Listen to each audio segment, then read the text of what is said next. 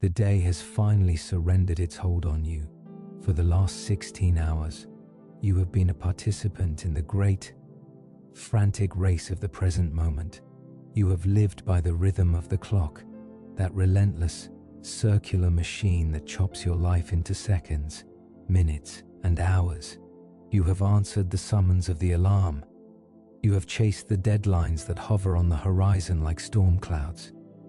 You have moved your body and your mind at the speed of the world, reacting to every ping, every question, and every demand. It is a necessary speed, perhaps, but it is an exhausting one. It is a speed that tightens the muscles in the neck and keeps the mind vibrating with a low, constant hum of anticipation. But now, the race is over. The sun has dipped below the edge of the world, taking the urgency of the day down with it. The emails have stopped flying. The traffic has thinned to a trickle. The world is beginning to turn away from the light, and in doing so, it is giving you permission to stop running. You are lying in a room that has become a sanctuary. It is a space carved out of the chaos, a stationary point in a spinning world. Take a moment to acknowledge the physical reality of this stillness. There is no motion here. The floor is solid and unmoving beneath the bed. The walls are standing guard, holding up the ceiling with a quiet, patient strength. The air in the room is not rushing anywhere. It is simply hanging there, cool and still, waiting for you to breathe it in. But even though your body is still, your mind might still be running. It is difficult to slam the brakes on a train that has been moving at full speed all day. The momentum of the now is powerful. It tries to carry you forward, pushing thoughts of tomorrow into your head, replaying the conversations of the afternoon, keeping you tethered to the timeline of human events. To break this tether, we need to change the way we see time. We need to step out of the current. Imagine for a moment that the flow of your day is a rushing river. The water is cold and fast, swirling around your ankles, pulling at your clothes. For hours, you have been standing in the middle of this river, fighting to keep your balance against the current. You have been bracing yourself against the rush of information, the rush of noise, the rush of expectations. It takes so much energy just to stand still in a river like that. It takes so much effort just to keep your head above the water. But look over to the side. There is a bank. It is a grassy, moss-covered slope that rises gently out of the water. It is dry. It is quiet. It is solid ground. Tonight, we are going to take a step sideways. We are going to lift one foot out of the rushing water, and then the other. We are going to step up onto the soft, cool earth of the riverbank. Feel the difference immediately. The pulling sensation stops. The pressure against your legs vanishes. You are no longer fighting the current. You are simply observing it. You can sit down on the soft grass. You can lean back against the trunk of an ancient, sturdy tree, and you can watch. Look at the river of the now. See the white water churning. See the debris of the day, the worries, the lists, the schedules floating by. They are moving fast, tumbling over the rocks, rushing downstream toward the ocean of the past. But you are not moving with them. You are safe on the bank. You have stepped out of the timeline. From this vantage point, the nature of time begins to change. In the river, a second is a sharp, quick thing. It is a deadline. It is a tick of the clock. But here on the bank, a second softens. It loses its hard edges. Imagine that time is no longer a rigid ladder of metal rungs that you have to climb. Imagine, instead, that time is becoming like warm taffy. It is stretching out. It is becoming pliable and slow. A single minute here on the bank can stretch out for what feels like an hour. There is no rush to get to the next moment. The present moment is wide enough to hold you. It is deep enough to float in.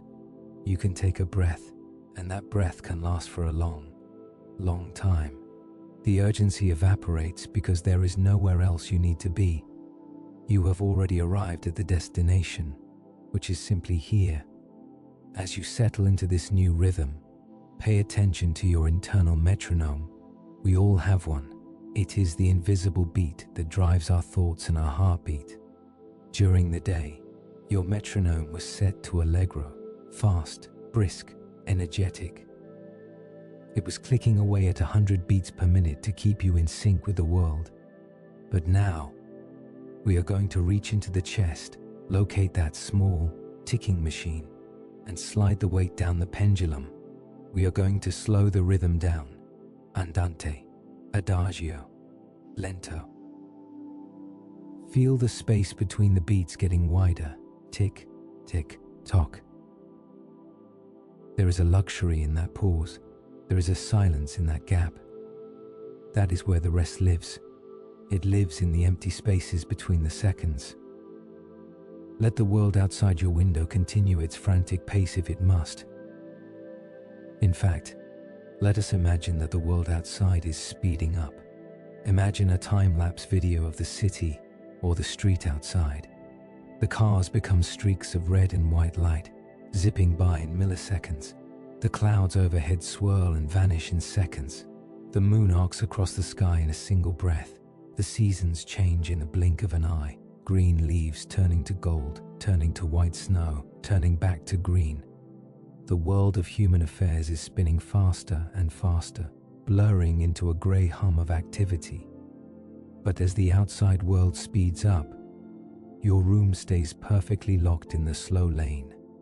Your room is a capsule of stillness drifting through a universe of speed. The faster the world goes, the stiller you become. You are protected from the velocity. You are insulated from the friction.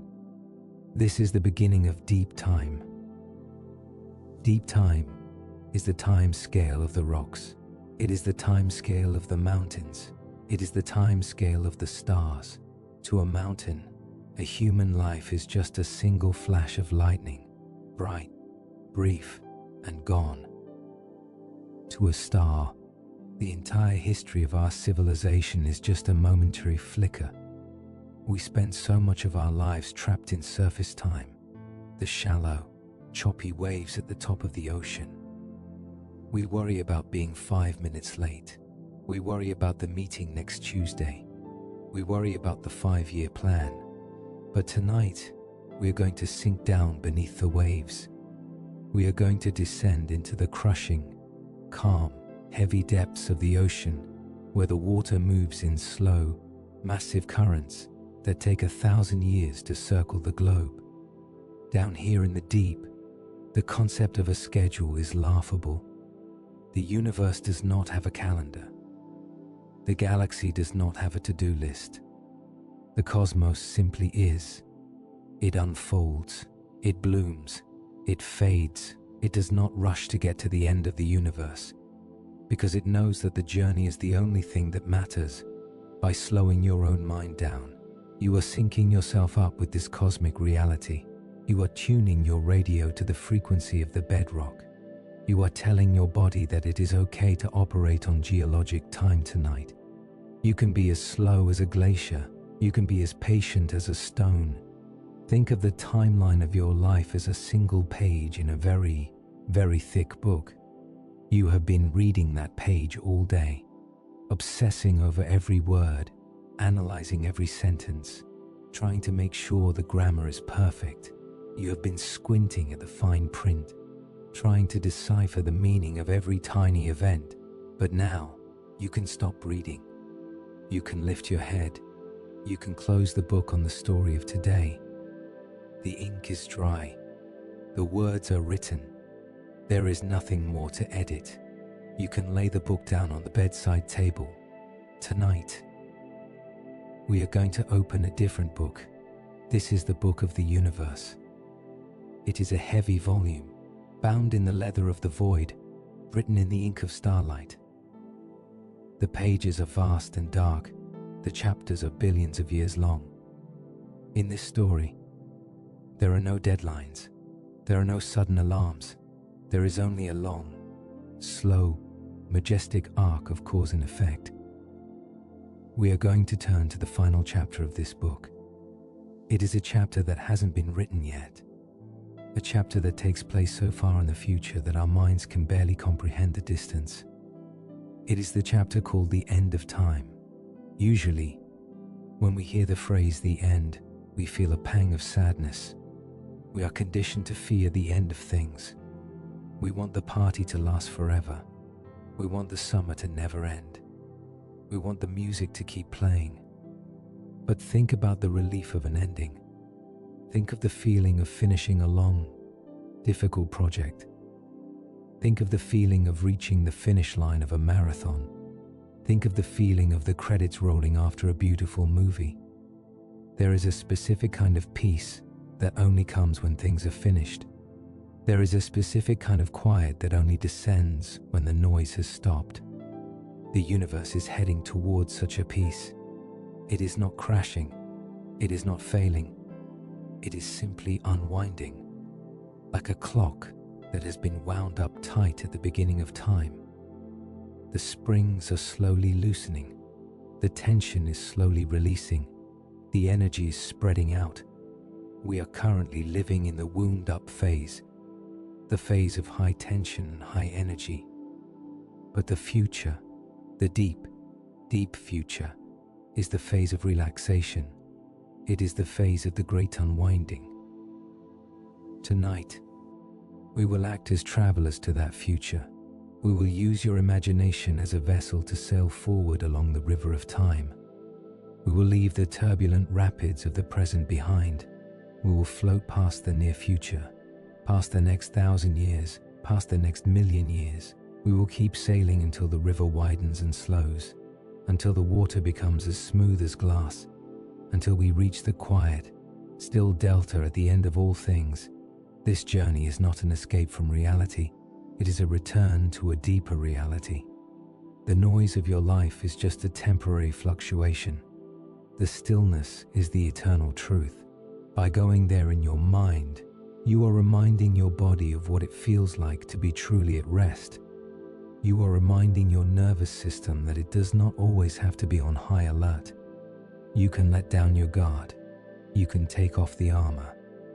The battle is over, because in the deep future, all battles are over. So, let the taffy of time stretch. Let the seconds elongate until they are too thin to measure. Let the minute hand of the clock freeze in place. The room is sealed. The riverbank is soft. The air is still. You have stepped out of the rushing water and dried yourself off. You are ready to walk into the dark, quiet forest of eternity. You are ready to see what lies at the very end of the road. And what you will find there is not a cliff and not a wall, but a soft, warm bed made of the fading light of the very last stars.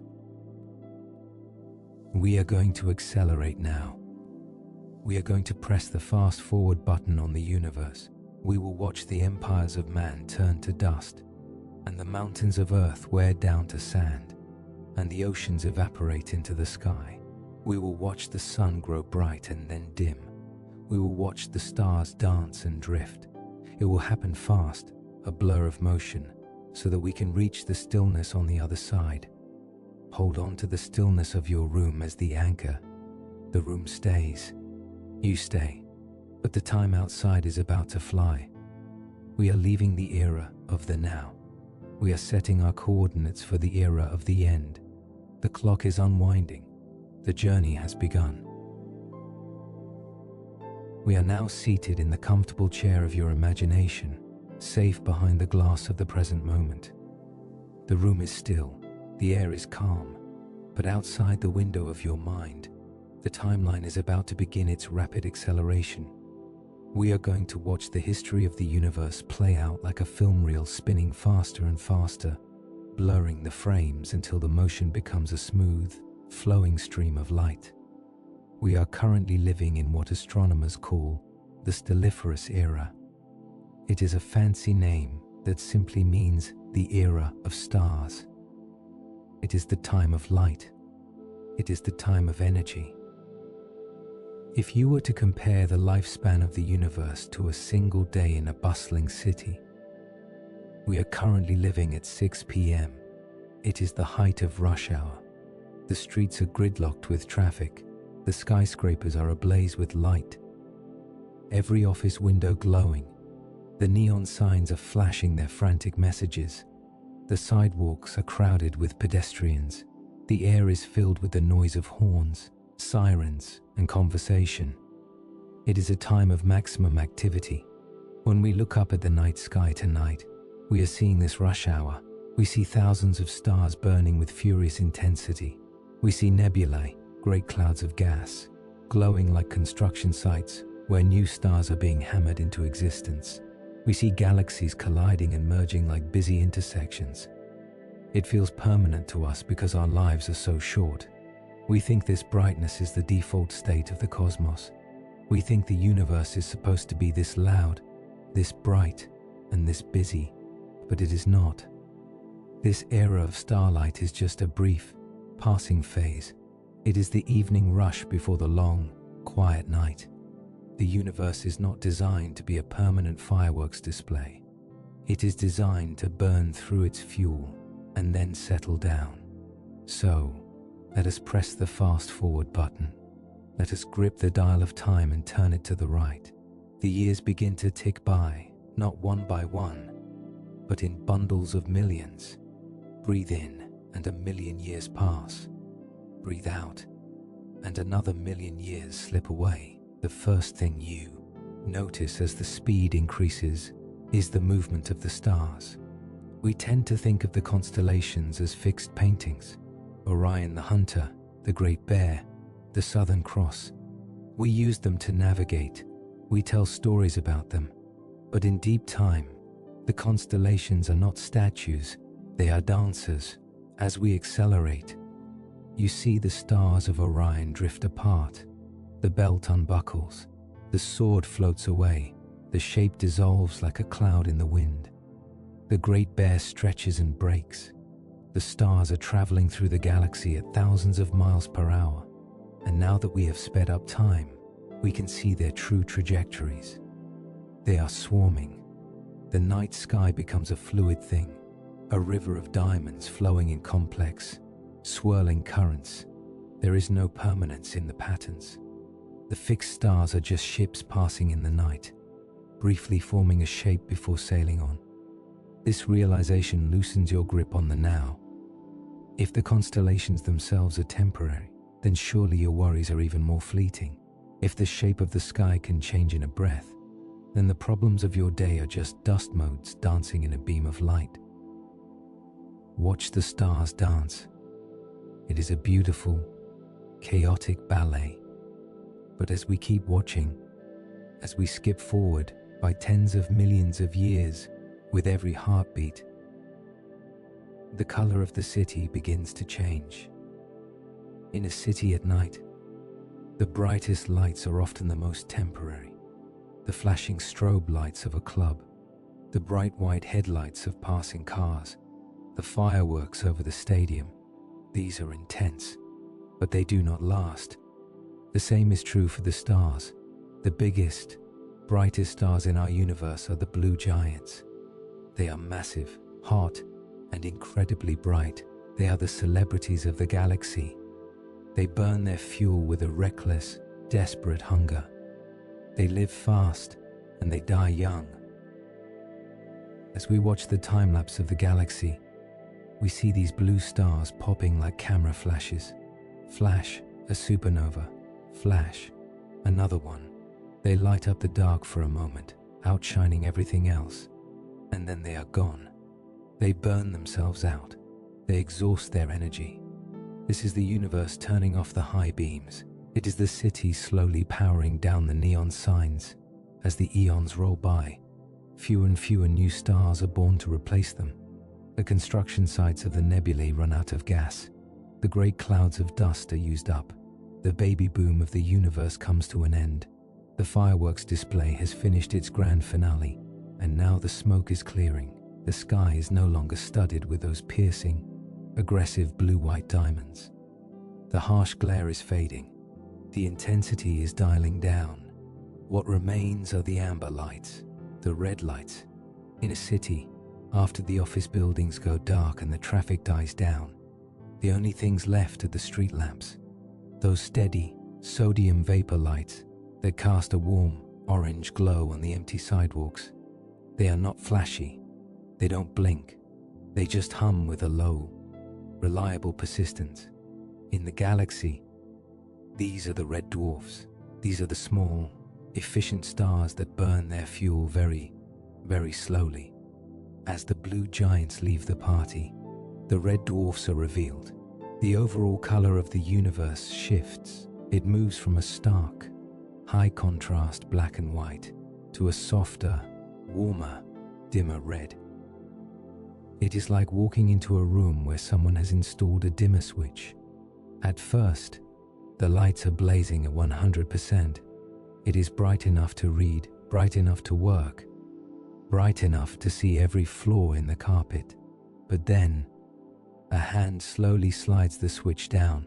The light softens. The corners of the room retreat into shadow. The sharp edges of the furniture blur. The atmosphere changes from work mode to rest mode. The universe is sliding the dimmer switch down.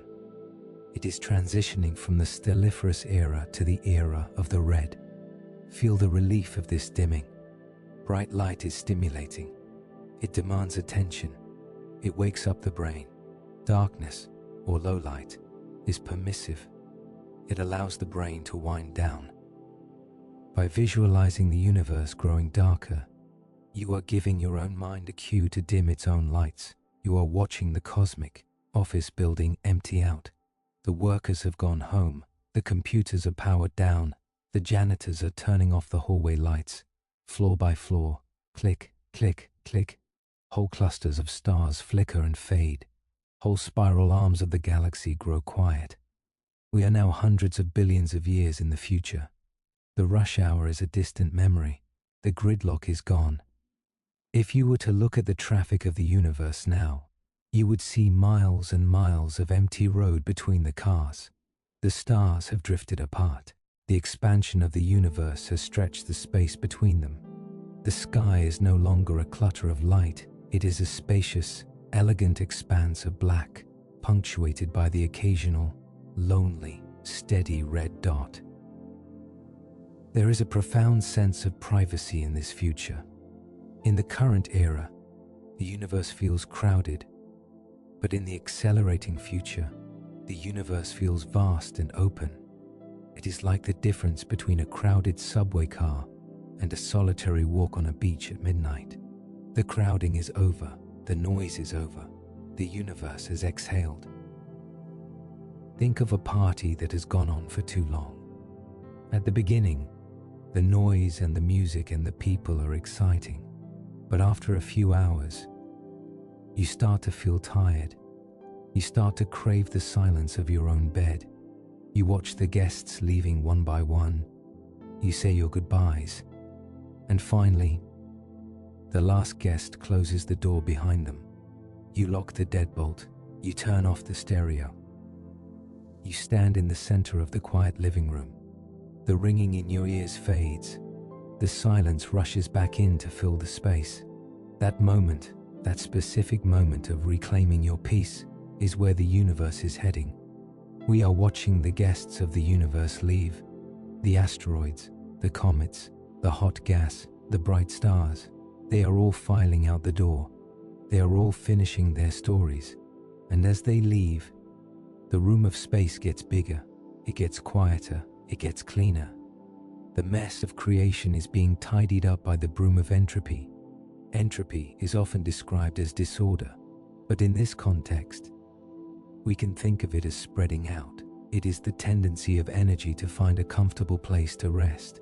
When you pour a cup of hot tea, the heat doesn't want to stay trapped in the cup. It wants to spread out into the room.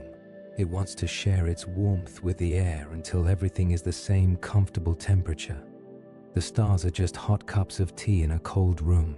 They are slowly, patiently releasing their heat. They are trying to make the universe comfortable. They are trying to warm up the void. And as we speed forward, watching the red embers glow, we realize that the end of time is not a sudden stop. It is a long, gentle slope. It is a glider touching down on a runway that is 1,000,000 miles long. There is no crash, there is only a gradual deceleration. The universe is taking its foot off the gas pedal. It is shifting into neutral. It is coasting. Can you feel that coasting sensation in your own body? It is the feeling of a car rolling to a stop at a traffic light. The engine idling low.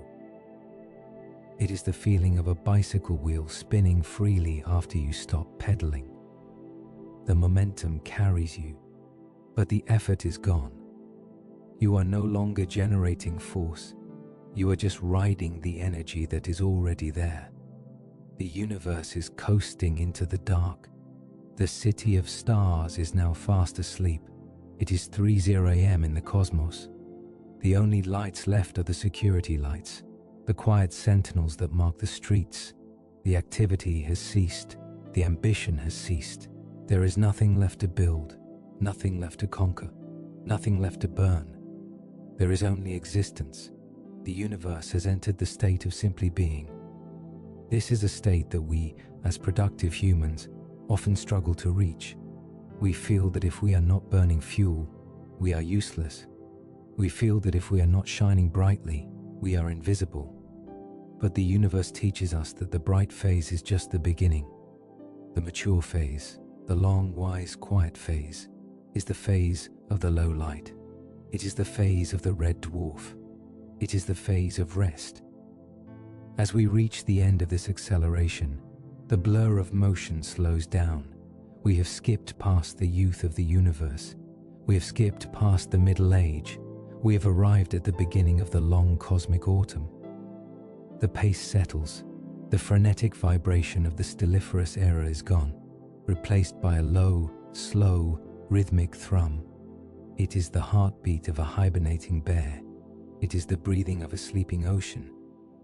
The view out the window has changed. The sky is no longer a tapestry of diamonds. It is a velvet cloak with a few rare, precious rubies sewn into the fabric. The darkness is richer. The silence is deeper. You have left the noisy city behind. You have driven out into the deep country, where the only light comes from the moon and the dashboard. You have left the timeline of stress and entered the timeline of peace. And here, in this quiet future, we can finally stop checking the clock, because here, the clock has stopped ticking in seconds and started ticking in eons. We have plenty of time. We have all the time that ever was. The rush is over. The night has truly begun. We have arrived. The great, blurring rush of the accelerating future has slowed to a halt. The wind of time has died down. The sensation of motion has faded. We have stepped out of the fast lane and walked into the quiet, spacious living room of the deep future. Look around you. The universe has changed. The dazzling, chaotic jewelry box of the stelliferous era is gone. The bright blue sapphires and the piercing white diamonds that used to litter the sky have vanished. They burned too hot, and they burned too fast. They were the flashbulbs of the cosmic party. And now, the photography is over. The high-energy radiation, the blinding ultraviolet glare, the chaotic winds of stellar nurseries, it has all settled down. The dust has cleared. The noise has stopped. What remains is a landscape of profound, gentle beauty. The galaxy is now illuminated by the era of the Red Dwarfs. To understand the comfort of this era, think of a fire. Think of a massive bonfire built on a beach at the height of a wild celebration. The flames leap 20 feet into the air. They roar and snap, throwing sparks into the dark. The heat is intense, so hot that you have to shield your face if you stand too close. The light is flickering and manic, casting long, jumping shadows that dance nervously on the sand. This is the era of the sun. This is the era of the blue giants. It is an era of power, yes, but it is also an era of danger. A bonfire is unpredictable. It consumes its wood voraciously. It is constantly hungry, and inevitably, it burns itself out quickly. By the time the morning comes, the bonfire is just a pile of cold ash. But now, imagine that the celebration is over. The crowd has gone home. The shouting has faded. You are the only one left on the beach. You look into the center of the fire pit. The tall, aggressive flames are gone. What is left is a bed of deep, glowing coals. They are no longer yellow or white. They are a rich, pulsating crimson. They do not roar, they whisper. They do not snap, they hum. And if you sit close to them, the heat is different. It is not the scorching, stinging heat of the flame. It is a radiant, penetrating warmth that seeps into your bones. It is a steady, reliable anchor in the cold night. These coals are the Red Dwarfs. They are the embers of the universe. And the miracle of these embers is that they do not burn out by morning. They are designed to burn for trillions of years. A red dwarf is the most efficient engine in nature. It sips its fuel with incredible patience. While a star like our sun might blaze through its hydrogen in 10 billion years, a red dwarf hoards its energy. It refuses to waste a single photon. It glows with a stubborn, quiet determination, promising to keep the dark at bay for an eternity. This shift from the bonfire to the hearth changes the entire mood of the cosmos. The universe is no longer a place of violent expansion and explosive growth. It is a place of preservation. It is a place of hunkering down. There is something deeply cozy about this arrangement. It feels like the universe has decided to stay in for the night. It has put on its slippers. It has wrapped itself in a blanket. It has lit a few candles and settled into a comfortable chair to read a very long book. Let us travel closer to one of these embers. Let your imagination float through the quiet darkness until you find a single, ruby-red point of light. As you approach, you see that it is not a blinding ball of plasma like the sun. You can actually look at it without hurting your eyes. It is a sphere of deep orange-red, mottled with spots of darker crimson. It looks tactile. It looks like you could warm your hands over it. It hangs in the void like a lantern, casting a sphere of influence that is small but incredibly safe. Now, imagine a planet orbiting this star. Because the red dwarf is cool, the planet has to huddle close to get warm. In our solar system, the Earth is 93 million miles away from the sun, but here, the habitable world is tucked in tight, circling the fire like a camper huddled in a sleeping bag. Let us land on the surface of this world. Step out onto the soil. The first thing you notice is the light. It is perpetual twilight here. The sun in the sky is huge, 3 times the size of our sun, but it is not bright. It is a glowing red disk fixed in the sky. The light it casts is soft and diffused. There are no harsh shadows here. There is no glare. Everything is bathed in a sepia tone, a world of amber and gold and rust. It looks like the magic hour, that fleeting moment just before sunset on Earth, when everything looks beautiful and nostalgic. But here, the magic hour never ends. It is always 5 p.m. It is always the time of winding down. The colors of this world are different. Because the light is red, the plants, if there are plants, are not green. Green leaves reflect green light, but there is no green light here to reflect, so the leaves are black or deep, dark purple. They are designed to absorb every scrap of warmth the star offers. Imagine a forest of velvet black trees, their leaves soft and dark, soaking in the crimson glow. It is a Gothic garden, a place of deep shadows and rich, dark tones. It feels like a bedroom. It feels like a womb. The air here is still. Because the star is stable, the weather is gentle. There are no violent storms driven by intense solar heating. There is just a slow, thermal drift of the atmosphere. You can walk through this twilight forest and feel perfectly safe. There is no risk of sunburn. The UV radiation that plagues the hottest stars is absent here. The light is gentle on the skin. It feels like a heat lamp, relaxing the muscles, soothing the joints. You are walking through a therapy session of light. There is a profound silence on this world. It is the silence of longevity. When you stand on Earth, you can feel the rush of time. You can feel the seasons changing, the years passing.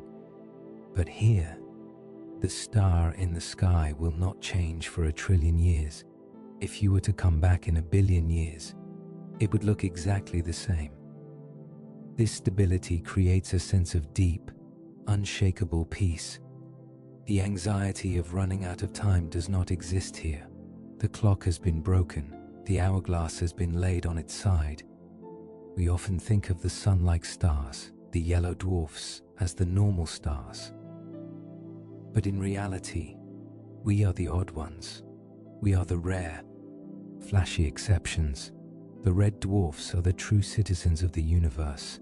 They make up 75% of all the stars in the galaxy. The universe is mostly made of these quiet, cozy hearths. We have just been blinded by our own brightness. We have been too distracted by our own bonfire to notice the billions of embers glowing in the background. But now, in the deep future, the bonfires are gone. The distraction is removed. The universe has revealed its true nature. It is a collection of safe havens.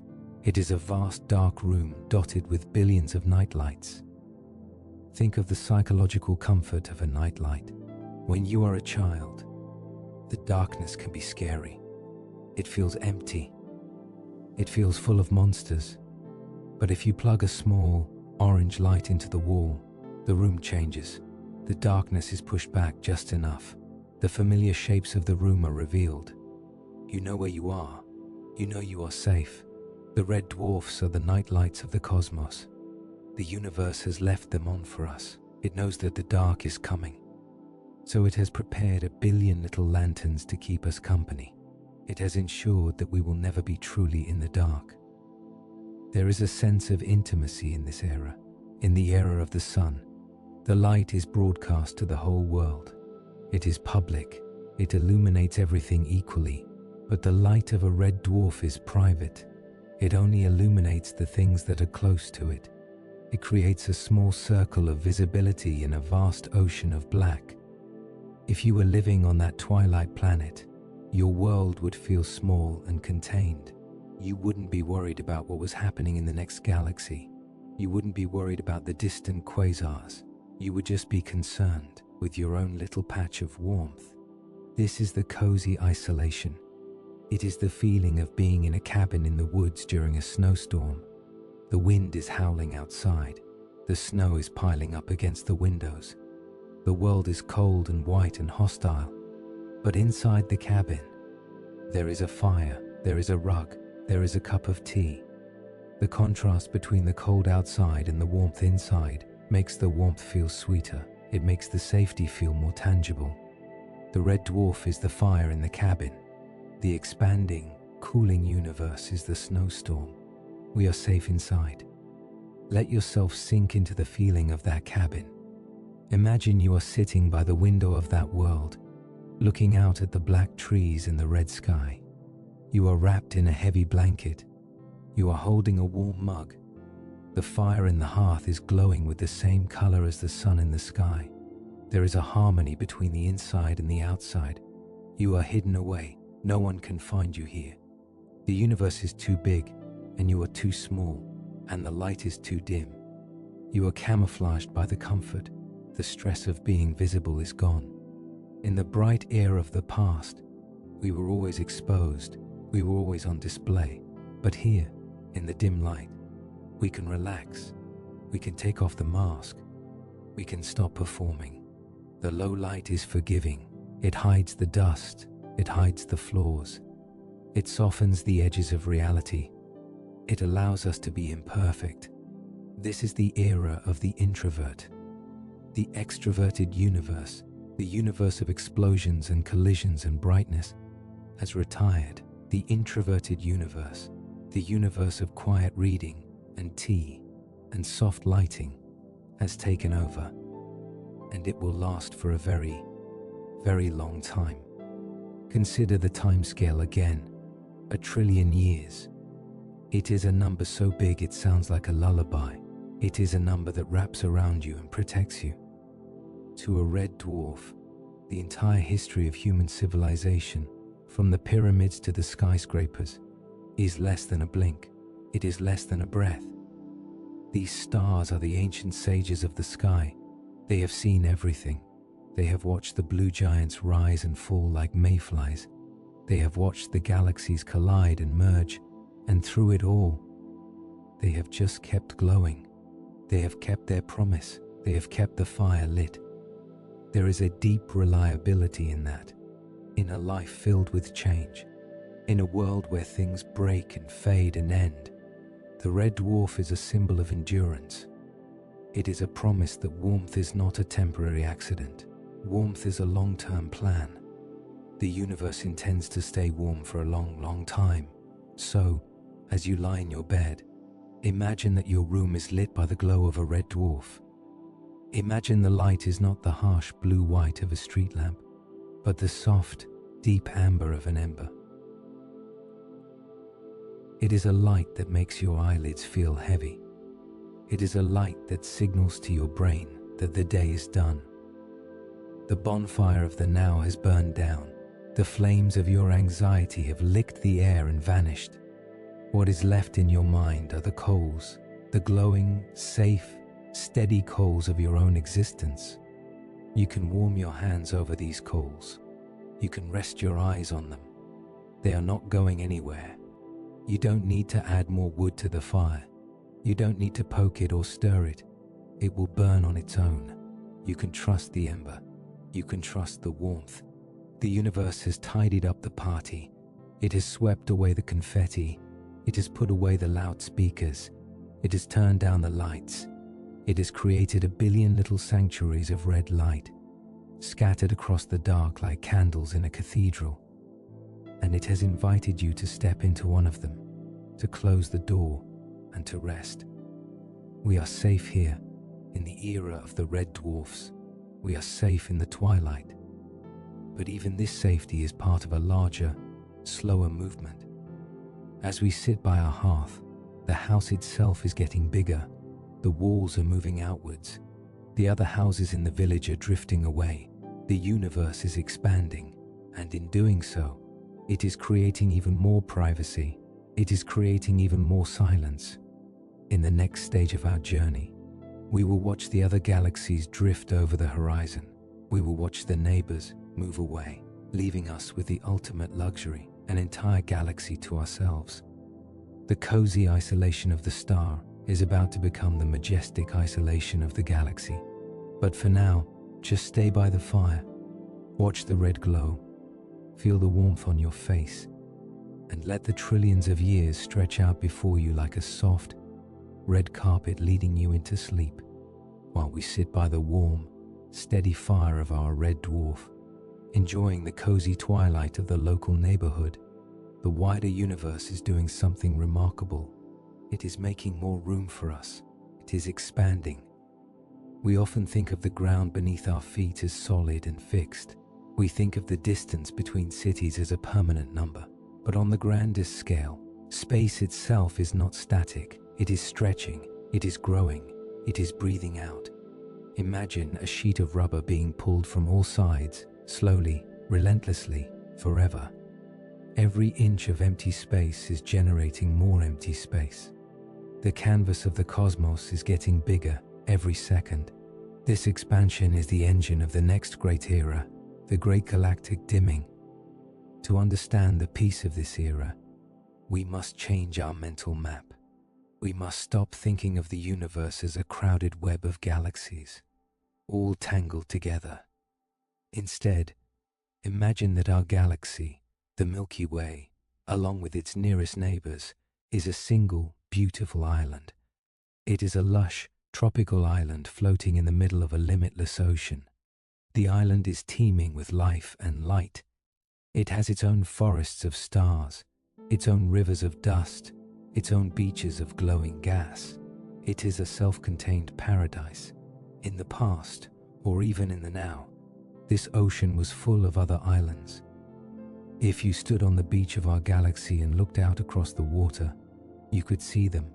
You could see the Andromeda galaxy glittering on the horizon like a distant city. You could see the Triangulum galaxy like a faint cloud. You could see the Virgo cluster like an archipelago of lights.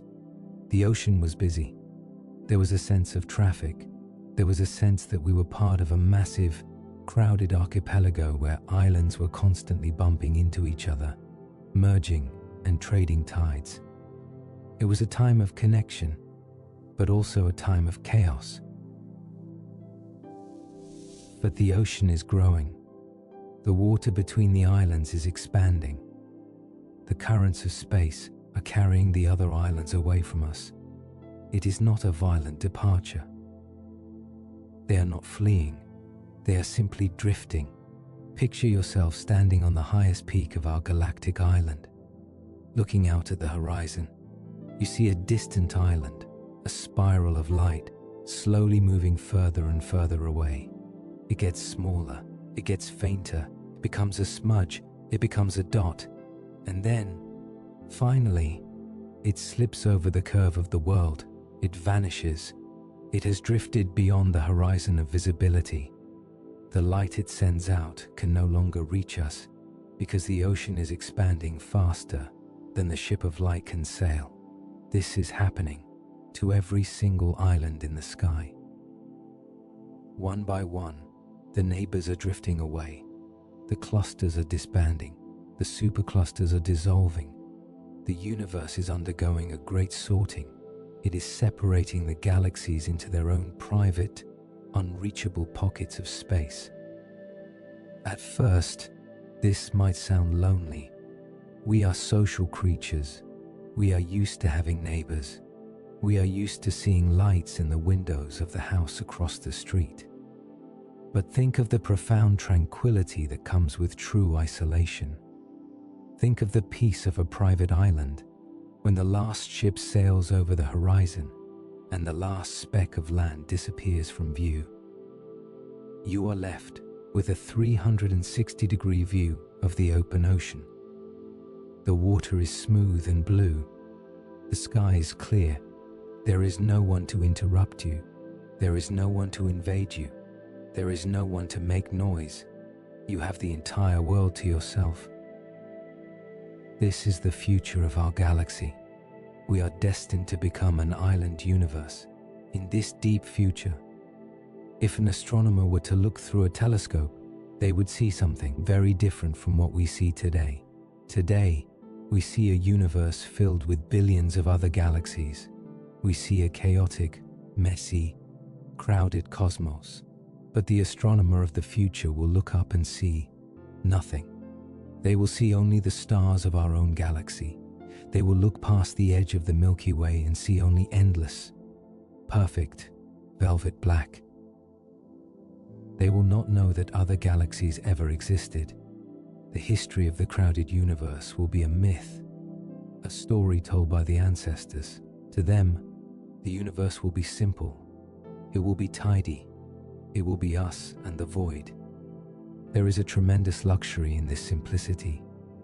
It is the luxury of total privacy. We are moving into a cosmic gated community where the nearest neighbor is not just down the street, but technically unreachable. We are being quarantined in paradise. The universe is building a wall of distance around us, a wall so thick that nothing can penetrate it.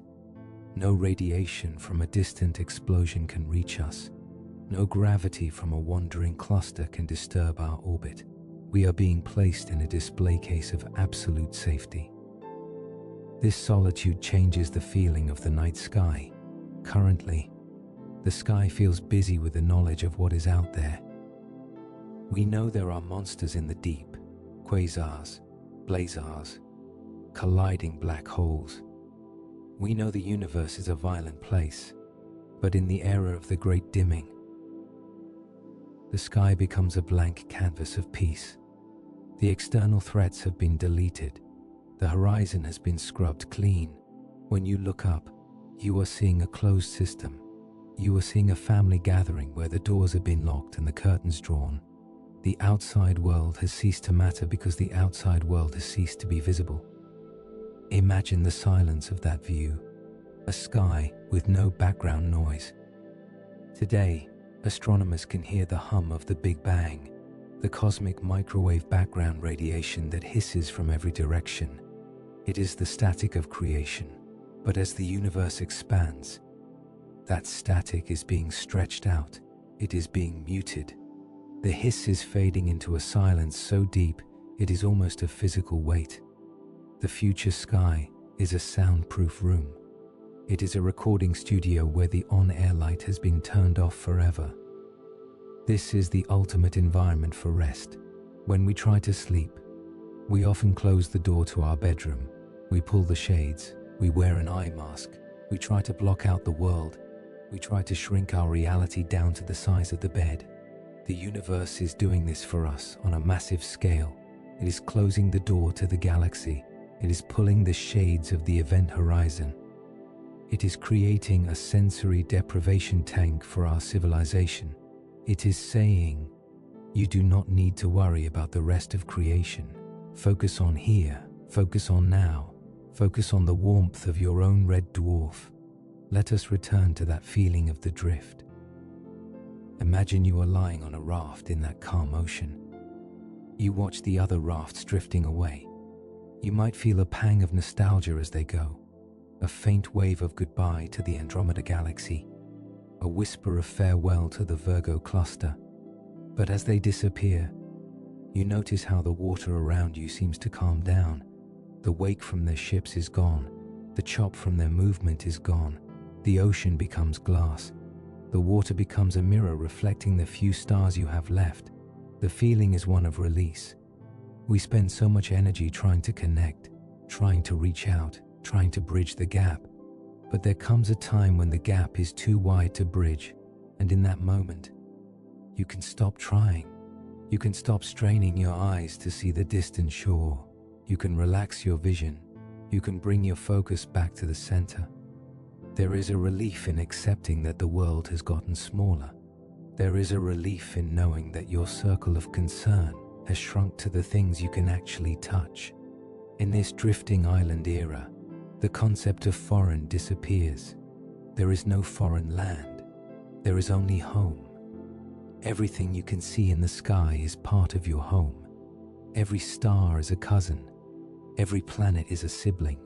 The universe has been consolidated. It has been simplified. It is intimate. It creates a feeling of just us. You know those moments late at night when the guests have left and the kids are asleep, and it is just you and your partner, or just you and your cat, sitting in the quiet living room. There is a special quality to that air. It is the quality of exclusivity. The universe is entering its just us phase. It is stripping away the excess. It is removing the distractions. It is boiling the cosmos down to its essence. A few warm stars, a few quiet planets, and the endless peace of the dark. And this dark, this expanding void between the galaxies, is not empty. It is heavy with rest. Think of it as a thick, velvet curtain that is being pulled around our bed. The more the universe expands, the thicker the curtain gets. It wraps around the Milky Way, fold after fold of soft, impenetrable black fabric. It muffles the light. It dampens the vibration. It creates a cocoon. Inside this cocoon, the passage of time feels different, with no external reference points, with no other galaxies to mark the movement of the heavens. Time becomes subjective. It becomes purely internal. It flows at the speed of your own breath. The universe is no longer a clock. It is a pulse. It beats slowly, steadily, with no one watching to see if it is on time. Allow yourself to float in this expanding space. Feel the room you are in right now getting slightly bigger, not in a scary way, but in a way that gives you room to breathe. The walls are moving back. The ceiling is lifting. The pressure is dropping. You have all the space you need. You are not cramped. You are not crowded. You are floating in the center of a vast, private kingdom. The great galactic dimming is the universe's way of tucking you in. When a parent tucks a child in, they check the closet, they check under the bed, they show the child that there is nothing there. They make the room feel safe by proving it is empty. The universe is proving it is empty. It is clearing out the monsters. It is clearing out the noise. It is showing you, mile by expanding mile, that there is nothing out there to fear. There is only the dark, and the dark is soft. As we linger in this era of the drifting islands, we can feel the deep satisfaction of the solitude. We can look up at our simple sky, our few thousand red dwarfs, and feel a sense of ownership. This is our patch of light. This is our campfire. And because the rest of the universe has drifted away, this campfire feels brighter. It feels more precious. We huddle closer to it, not out of fear, but out of love. We appreciate the warmth more because we know how much cold surrounds us. We are alone, and it is wonderful. But the story of time does not stop here. Even the red dwarfs, with their trillions of years of fuel, are not eternal. Even the embers in the hearth eventually turn to ash. The night is long, and the fire is slowly dying down. As we look into the future, past the era of the drifting islands, we see the next transition approaching. The orange glow of the red dwarfs will begin to flicker. One by one, the night lights will go out. The universe will shed its last layer of active energy and enter a state of profound, crystalline stillness. We are moving towards the age of heavy silence. We are moving towards the time of the remnants.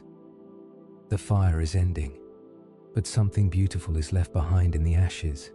Diamonds, pearls, the heavy, dense, glowing cores of the stars that once were. The universe is about to become a jewelry box of silent, sleeping stones. Let us prepare to visit the graveyard of the stars and find that it is not a place of death, but a place of perfect, frozen peace. The dimming is almost complete. The silence is about to become heavy. The timeline continues to stretch. We have watched the frenetic city of the stelliferous era fade into the rearview mirror. We have sat by the cozy hearth of the red dwarfs for trillions of years, enjoying the dim, amber twilight. But even the longest-lived fires must eventually consume their fuel. Even the most patient embers must eventually turn to ash. As we drift further down the river of time, we witness a profound transformation in the sky. The orange glow of the red dwarfs begins to sputter, one by one, across the vast expanse of the galaxy. The lanterns flicker and go out. The active phase of the universe, the phase of burning, of fusion, of nuclear fire, is coming to a gentle close. The engines of the cosmos are turning off. The roar of creation is falling silent. But do not be afraid of the dark. When the lights go out, something miraculous is revealed. Imagine a sculptor working in a studio. For months, the room is dusty, noisy, and chaotic.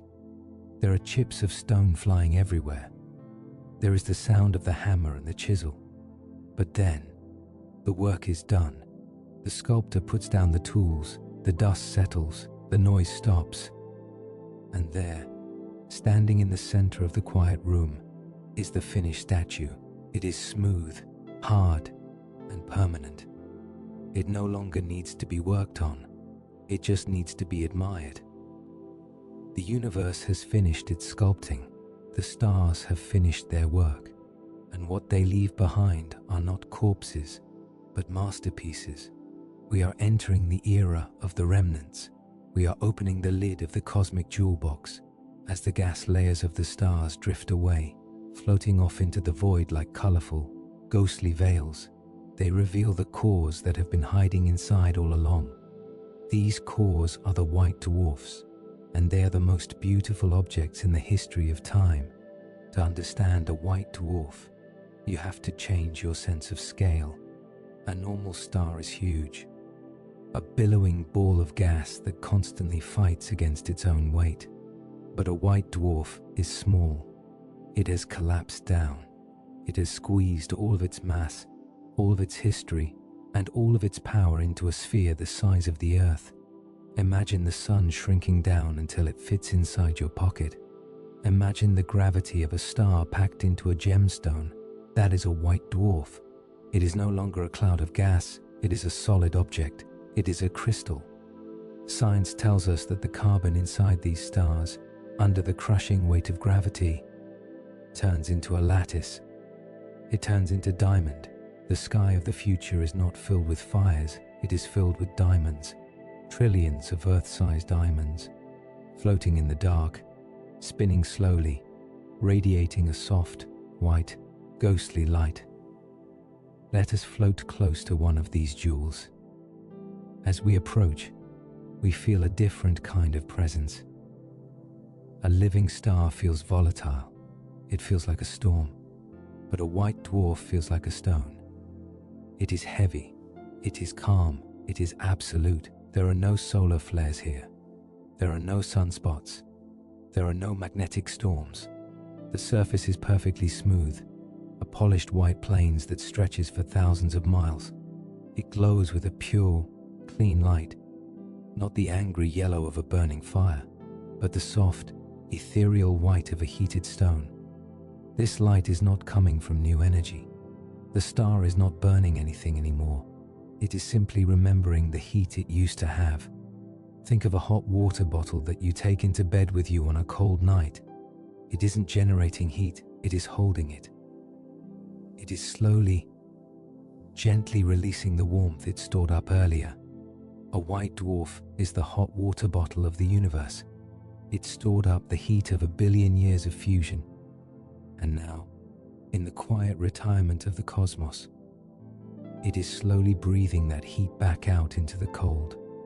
There is a deep comfort in this idea of stored warmth. It means the work is done. The star doesn't have to hustle anymore. It doesn't have to scramble to find hydrogen atoms to fuse. It doesn't have to fight to keep shining. It can just rest. It can just be. It is coasting on the hard work of its past. This is the ultimate retirement plan. The white dwarf is a pensioner sitting on a porch, wrapped in a blanket, radiating a gentle warmth, watching the universe drift by. As we look around this future galaxy, we see that the darkness is not empty. It is studded with these glowing pearls. They are scattered across the black velvet of space like a spilled necklace. Some are bright white, freshly born from the death of their stars. Others are cooler, glowing with a soft yellow or a deep orange, having aged for billions of years. They are the ghost lights of the galaxy. They are the monuments to the stars that used to be. And amongst these diamonds, there are other, even rarer jewels. There are the neutron stars. If the white dwarf is a diamond, the neutron star is a pearl of polished steel. It is even smaller, the size of a single city, but it is heavier than the sun. It is the smoothest object in existence. Gravity has pulled it so tight that there are no mountains, no valleys, no imperfections. It is a perfect sphere. It spins silently in the dark, a heavy, dense gyroscope keeping time for a universe that has lost its clock. These remnants, the diamonds and the steel pearls, bring a new quality to the universe: stability. In the early universe, everything was fluid. Everything was expanding, exploding, colliding, and changing. It was a liquid reality. But the era of the remnants is a solid reality. These objects are incredibly dense. A teaspoon of a white dwarf would weigh as much as an elephant. A teaspoon of a neutron star would weigh as much as a mountain. This density gives them a feeling of profound grounding. They are the anchors of space. They are the paperweights holding down the fabric of the cosmos. Visualize a picnic blanket spread out on the grass on a windy day. The corners flap and flutter. The fabric ripples. It is chaotic. But then, you place a heavy, smooth stone on each corner. The flapping stops. The fabric pulls tight. The blanket becomes still. The white dwarfs are those stones. They have pinned the universe down. They have added gravitas to the void. Their intense gravity creates a sense of here, in a universe that is mostly drifting mist. These objects are undeniable points of location. They say, "I am here. I am not moving. I am solid." For the listener lying in bed, this imagery of density is a powerful sleep trigger. Anxiety often feels like floating, a feeling of being untethered, spinning, or lost. But the white dwarf is the opposite of floating. It is the definition of settled. Imagine that your own body is becoming as heavy and as settled as one of these stars. You are not a wisp of gas blowing in the wind. You are a dense, warm, solid stone. You are sinking into the mattress, not because you are weak, but because you are substantial. You have gravity. You have weight. You are holding your ground. The stillness of this era is heavy. It is a heavy silence. It is not the silence of an empty room. It is the silence of a library filled with statues. It is a silence that commands respect. The roaring engines are off. The nuclear reactions have ceased. The vibration of the universe has dropped to a flat line. These stars are not doing anything. They are not reacting. They are not becoming something else. They have reached their final form. There is a peace in reaching your final form. We spend our lives constantly trying to change. We try to improve, to grow, to learn, to become something better. We are like the living stars, constantly burning fuel to maintain our shape.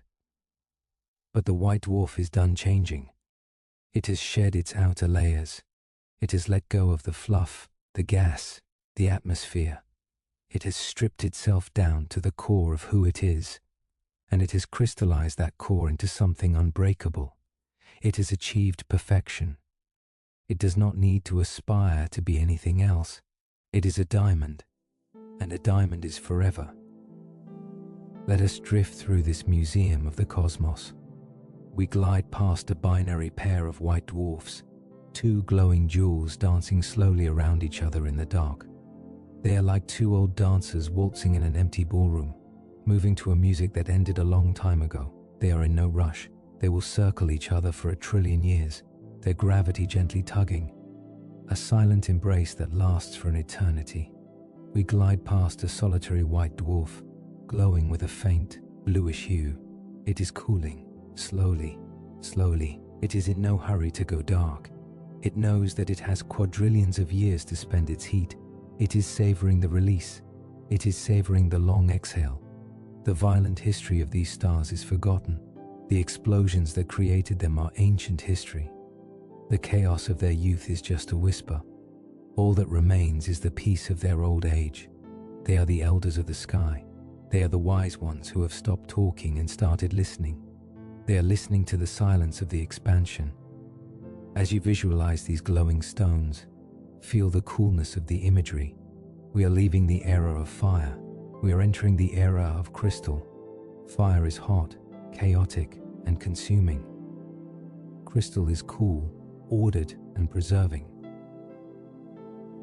Your mind is moving from a state of fire to a state of crystal. Your thoughts are no longer jumping flames. They are becoming still, clear facets of a gem. You are finding your own inner diamond. You are stripping away the noise of the day, the gas of your worries, the atmosphere of your stress, and finding the hard, heavy, bright core of peace that lives in your center. This core is indestructible, just like the white dwarf. The core of your peace cannot be crushed. It is made of the strongest stuff in the universe. It has survived the pressure. It has survived the heat. And now, it is resting. It is glowing with a gentle, residual warmth that comes from simply being alive. The universe is now a quiet place, lit only by these dying embers. But dying is the wrong word.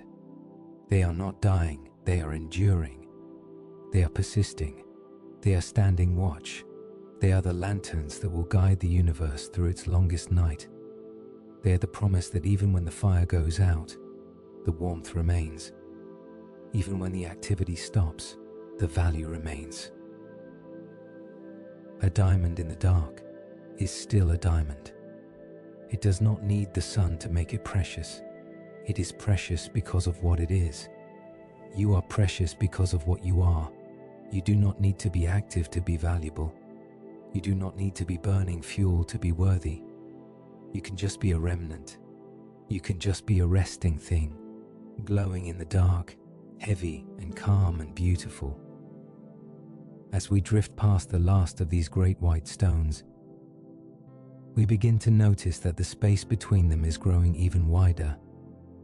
The isolation is increasing. The gravity of the galaxy is loosening its grip. The jewels are drifting apart, each one destined to rule its own patch of empty night. And as they drift, they cool. The bright white fades to yellow. The yellow fades to orange. The orange fades to red. The diamonds are dimming. The lights are turning down even lower. We are approaching the time when even the embers will fade. We are approaching the era of the shadows. But before we get there, we must acknowledge the other rulers of this dark future. We must acknowledge the ones who clean the house. We must acknowledge the shepherds of gravity. The white dwarfs are the paperweights. But there are other things in the dark, things that do not glow, but breathe. Things that are not made of crystal, but of pure, curved space. The black holes are waiting in the wings. They have been patient. They have been watching the stars burn out. And now, as the lights fade, it is their turn to take the stage. They are not monsters, they are the custodians. They are the quiet whales swimming through the dark ocean, keeping the water clean. But for now, look back one last time at the white dwarfs. Look at the field of diamonds glittering in the deep black. It is a sight of breathtaking elegance. It is a sight of perfect order. The messy, noisy universe of your youth is gone. The calm, beautiful universe of your rest has arrived. The jewels are safe in the box. The lid is closed. The night is still. And you are drifting among the diamonds, as heavy and as peaceful as a star that has finally decided to sleep.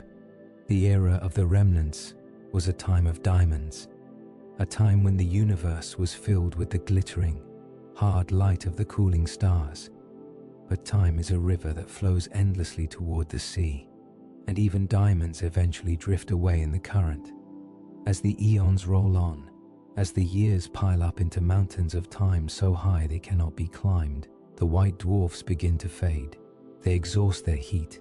They turn from white to yellow, from yellow to red, and finally, they slip into the infrared dark. The jewelry box is slowly closing.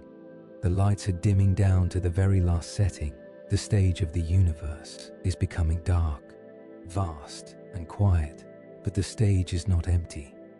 As the actors of the light leave the scene, the actors of the shadow step forward.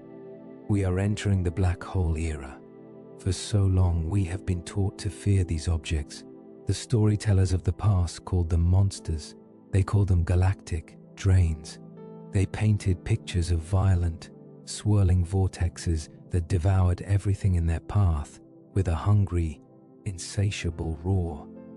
They made us feel that a black hole was a flaw in the universe, a tear in the fabric of reality where safety went to die. But tonight, in the calm of this deep future, we can see them for what they truly are.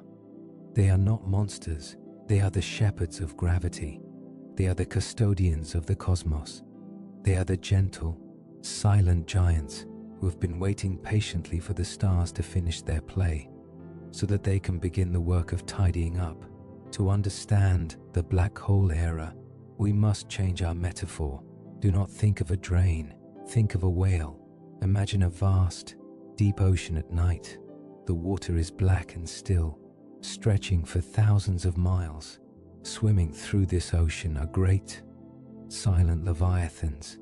They move with a grace that defies their size. They do not thrash, they do not hunt with aggression, they simply glide. They open their mouths and filter the water, taking in the plankton, the dust, and the debris. They are the cleaners of the ocean. They are the keepers of the ecosystem. The black holes are the whales of the cosmic dark. They are massive, solitary beings drifting through the void. They are not hunting you. They are not hunting planets. They are simply moving through the wreckage of the past, collecting the debris. The universe, after billions of years of star formation, is a messy place. It is filled with loose gas, wandering asteroids, and the dust of exploded suns. It is cluttered. The black holes are here to clear the clutter. They are the vacuum cleaners of the galaxy, moving silently from room to room, picking up the dust, leaving the space behind them clean, empty, and pristine. There is a profound peace in this cleaning process. We all know the satisfaction of tidying a room. We know the relief of clearing a cluttered table, of sweeping a dusty floor, of putting everything away in its box. It settles the mind. It creates space for rest. The black holes are performing this service for the universe. They are putting the matter away. They are taking the chaotic, scattered atoms of the past and tucking them safely behind the event horizon. They are organizing the chaos into a single, perfect point of singularity. They are simplifying the universe. Let us visualize one of these shepherds. Float in your mind toward the center of a galaxy that has gone dark. There, resting in the center of the void, is a supermassive black hole, but stripped of its violent accretion disk, stripped of the hot gas that used to swirl around it. It is no longer a fiery eye. It is a perfect sphere of shadow. Science tells us that a black hole is the smoothest object in nature. A planet has mountains and valleys. A star has solar flares and rough spots. But a black hole has gravity so strong that it pulls any imperfection flat. It is a sphere of absolute geometry. It is blacker than black, a hole in the night that reflects nothing. It is a pool of dark water with no ripples. It is a silence so deep it has a shape.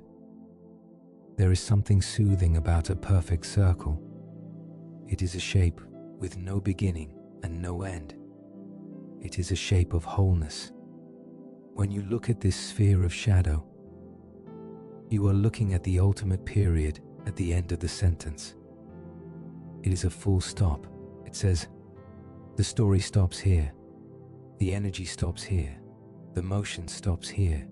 It is a resting place for matter. The atoms that fall into it are not destroyed. They are simply removed from the game. They are taken out of the timeline of stress and heat. They are allowed to retire from the universe. In this era, the sky is dominated by these silent spheres. They drift past each other in the dark, bowing gently with their gravity. Sometimes, two of them will meet. In the early universe, a collision was a violent thing. But here, in the old age of the cosmos, a merger is a dance. Two great shadows spiral in toward each other. They do not crash, they merge. They slide into one another like two drops of water on a window pane. One moment there are two, the next moment there is one, slightly larger, slightly calmer, rippling the fabric of space with a gravitational wave that sings a low, soft note across the universe. A note so low that only the fabric of space itself can hear it. It is a lullaby of gravity. But the most beautiful part of the black hole era is not the eating, it is the breathing. For a long time, we thought black holes were eternal prisons. We thought that nothing ever came out. But Stephen Hawking taught us a gentler truth. He taught us that black holes are not perfectly black. They glow, they have a temperature. And because they have a temperature, they radiate very, very slowly. They release particles back into the void. They breathe out. This is called Hawking radiation. It is a phenomenon so subtle that it is almost impossible to measure. But over the scales of deep time, it becomes the dominant rhythm of existence. A black hole does not hold on to its treasure forever. It slowly, patiently gives its energy back to the universe. It evaporates. Think of it as a long, slow exhalation. Imagine the black hole has taken a deep breath in, collecting the stars and the dust, and now, for the next quadrillion years, it is going to slowly breathe that energy out. It is the slowest breath in history. Inhale for 1 billion years. Exhale for Google years. This exhalation is a form of light. It is a faint, ghostly glow that surrounds the event horizon. It means that even in the deepest dark, there is still a form of warmth. The black holes are acting as the last radiators, keeping the universe from freezing completely. They are slowly converting their mass back into energy, releasing it as a fine mist of particles that drifts away into the nothingness. There is a lesson in this evaporation. It teaches us that nothing is hoarded forever. Even the strongest grip in the universe, the grip of gravity, eventually relaxes. Even the black hole eventually opens its hand. It teaches us that the ultimate nature of reality is generosity. The matter was borrowed, and now the matter is returned. The energy was gathered, and now the energy is released. It is a cycle of letting go. As you lie in your bed, connect your own breathing to this cosmic rhythm. Your breath is likely short and shallow, driven by the needs of the moment. But imagine you can synchronize your lungs with a black hole. Imagine you can slow your breath down until it matches the pace of Hawking radiation. Breathe in, visualize gathering all your thoughts, all your worries, all the debris of your day. Pull them into a tight, dark center. Compress them, hold them, and then breathe out. Let it go, but let it go slowly. Visualize the worry evaporating like mist off a lake. Visualize the stress radiating away from your body as a faint heat, drifting off into the cool air of the room. You are not pushing it away. You are just letting it fade. You are evaporating the heavy stuff. Breathe in the gravity. Breathe out the light. Breathe in the weight. Breathe out the peace. The black hole era is a time of extreme patience. The time it takes for a supermassive black hole to evaporate is a number so big it has no name in common language. It is a 1 followed by 100 zeros. It is a timescale that makes the life of a star look like a camera flash. This patience is a comfort. It means there is no rush to finish. The universe is willing to wait almost forever for the process to complete. It is willing to sit in the dark and breathe for an eternity. If the universe can be that patient, surely you can be patient with yourself. You do not need to fall asleep in the next 5 minutes. You do not need to solve your problems by tomorrow morning. You have time. You are living in a universe that measures its life in eras, not hours. You can adopt the pace of the black hole. You can sit in the center of your own life, heavy and calm, and just breathe. Let us return to the image of the whale. Imagine you are swimming alongside one of these gravitational giants. You are tiny, a speck of light in the water. The whale is huge, a wall of smooth shadow, but you feel safe. Its gravity is not pulling you in, it is holding you in orbit. You are caught in its gentle wake. You are drifting in the current it creates. The water around you is clear because the whale has eaten the dust. The path ahead is open. In this era, the sky is no longer crowded. The stars are gone. The nebulae are gone. The galaxies have dissolved. There are just these isolated islands of gravity, drifting miles apart in the dark. It is the ultimate minimalism. The universe has decluttered. It has thrown away the excess furniture. It has painted the walls black. It has turned down the noise. It is a room designed for one purpose: sleep. The black hole era is the night shift of eternity. It is the time when the universe does its deep cleaning, and just like a janitor sweeping a hall at midnight, there is a quiet dignity to the work. There is a rhythm to the broom. Swish, swish, swish. The black holes are sweeping the fabric of space-time. They are smoothing out the wrinkles. They are preparing the house for the final guest, which is the great void. When you think of the scary monsters of the dark, remember the shepherds. Remember that the dark is not empty. It is managed. It is tended.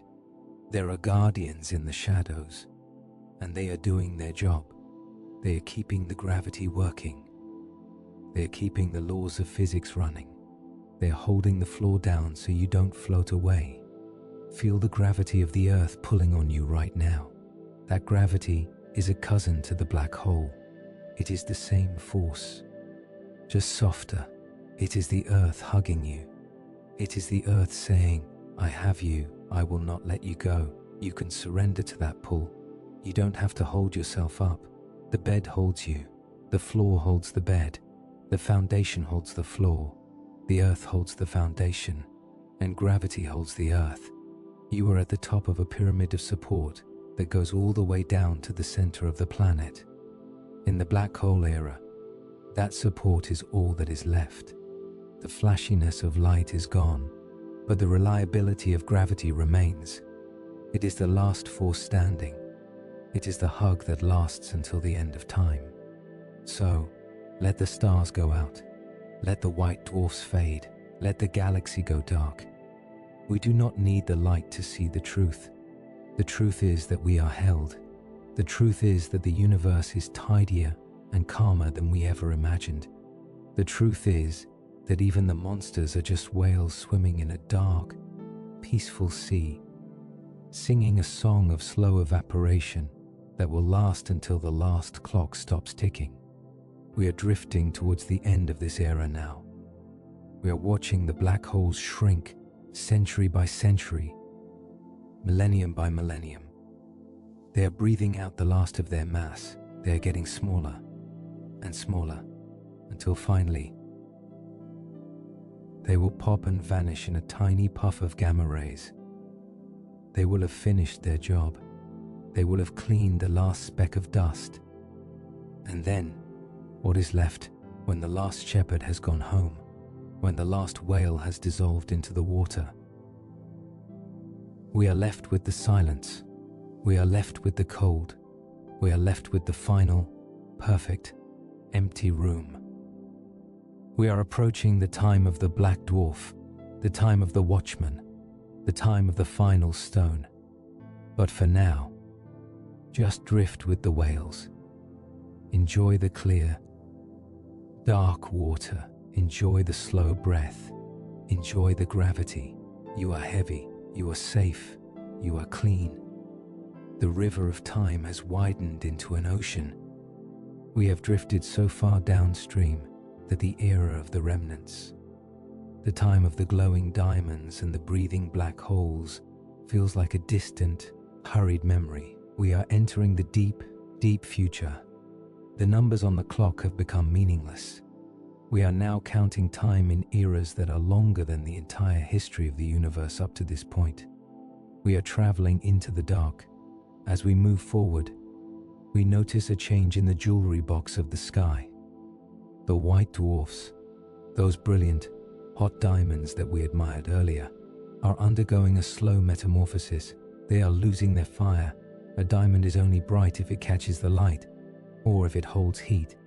But the heat is bleeding away. The white glow fades to a soft, buttery yellow.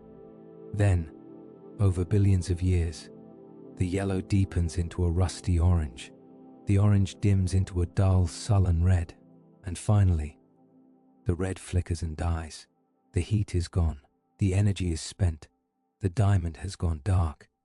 We have arrived at the time of the black dwarf. This is a strange moment in our journey because we are visiting an object that does not yet exist. The universe is too young to have created a black dwarf. It takes quadrillions of years for a star to cool down completely, and our universe is merely a teenager. So, the black dwarf is a ghost of the future. It is a prophecy written in the laws of physics. But in our imagination, we can skip the waiting. We can fast forward through the eons and land right next to one of these ancient, silent giants. Close your eyes in your mind. The visual world is no longer useful to us. In this era, there is no light. If you were to look out the window of a spaceship, you would see absolutely nothing. The sky is pitch black. The stars have all gone out. The galaxies have drifted so far apart that they are gone. There is no moon. There is no sun. There is only the void. But you are not alone. You can feel a presence. You can feel a pull. It is the tug of gravity. the invisible hand of a massive object reaching out from the dark. You are orbiting something huge. You cannot see it, but you know it is there. It is the corpse of a star. It is the cinder left over after the fire has burned for eternity. Let us try to perceive this object not with our eyes, but with our sense of touch. Imagine you are wearing a suit that allows you to survive the vacuum and the cold. You drift closer to the source of the gravity. You extend your hand into the darkness. You reach out, expecting to feel emptiness, but suddenly, your fingertips brush against something solid. It is a surface. It is hard. It is unyielding. You have touched the black dwarf. Imagine the texture of this star. It is not gas. It is not plasma. It is not a roiling, boiling storm like the sun we know. It is a solid sphere of crystallized matter. It is made of carbon and oxygen, compressed by gravity until it is harder than diamond, denser than steel. It feels smooth under your glove. It is polished by gravity. There are no mountains here, no jagged cliffs, no rough edges. It is a perfect, geometric sphere, floating silently in the nothingness. And it is cold. It is colder than any winter you have ever known. It is colder than the ice at the poles of the earth. It has reached the temperature of the space around it. It is just a fraction of a degree above absolute zero. It is a cold so deep it stops the atoms from shivering. When you touch it, you are touching the concept of stillness. A living star vibrates. It hums with the energy of fusion. But a black dwarf is silent. The atoms inside it are locked in place. They are frozen in a lattice of eternal sleep. There is no movement. There is no friction. There is only the static, frozen peace of the end of thermodynamics. Run your hand along the curve of this dark world. It is the size of the earth, but it weighs as much as the sun. That density creates a feeling of immense solidity. In a universe that is mostly empty space and drifting gas, this object feels undeniably real. It is an anchor. It is a monument. It is a tombstone marking the spot where a star used to shine. We often associate cold with death and death with fear. But reframe this cold. Think of the cool side of the pillow on a hot night. Think of the refreshing chill of a drink after a long run. Think of the crisp, clean air of a winter morning. Cold is clarity. Cold is preservation. Heat is chaotic. Heat breaks things down. But cold holds things together. This black dwarf is being preserved by the cold. It will remain this way, unchanged, for a length of time that defies comprehension. It is a statue carved from the fundamental matter of the cosmos, destined to last forever. This object is the last watchman. It is the sentinel of the void. It stands guard in the dark, watching over nothing, protecting nothing, simply bearing witness to the passage of time.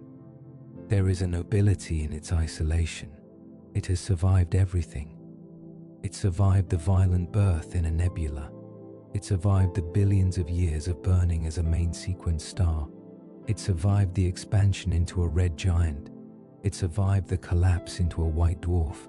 It survived the long, slow cooling process. And now, it has crossed the finish line.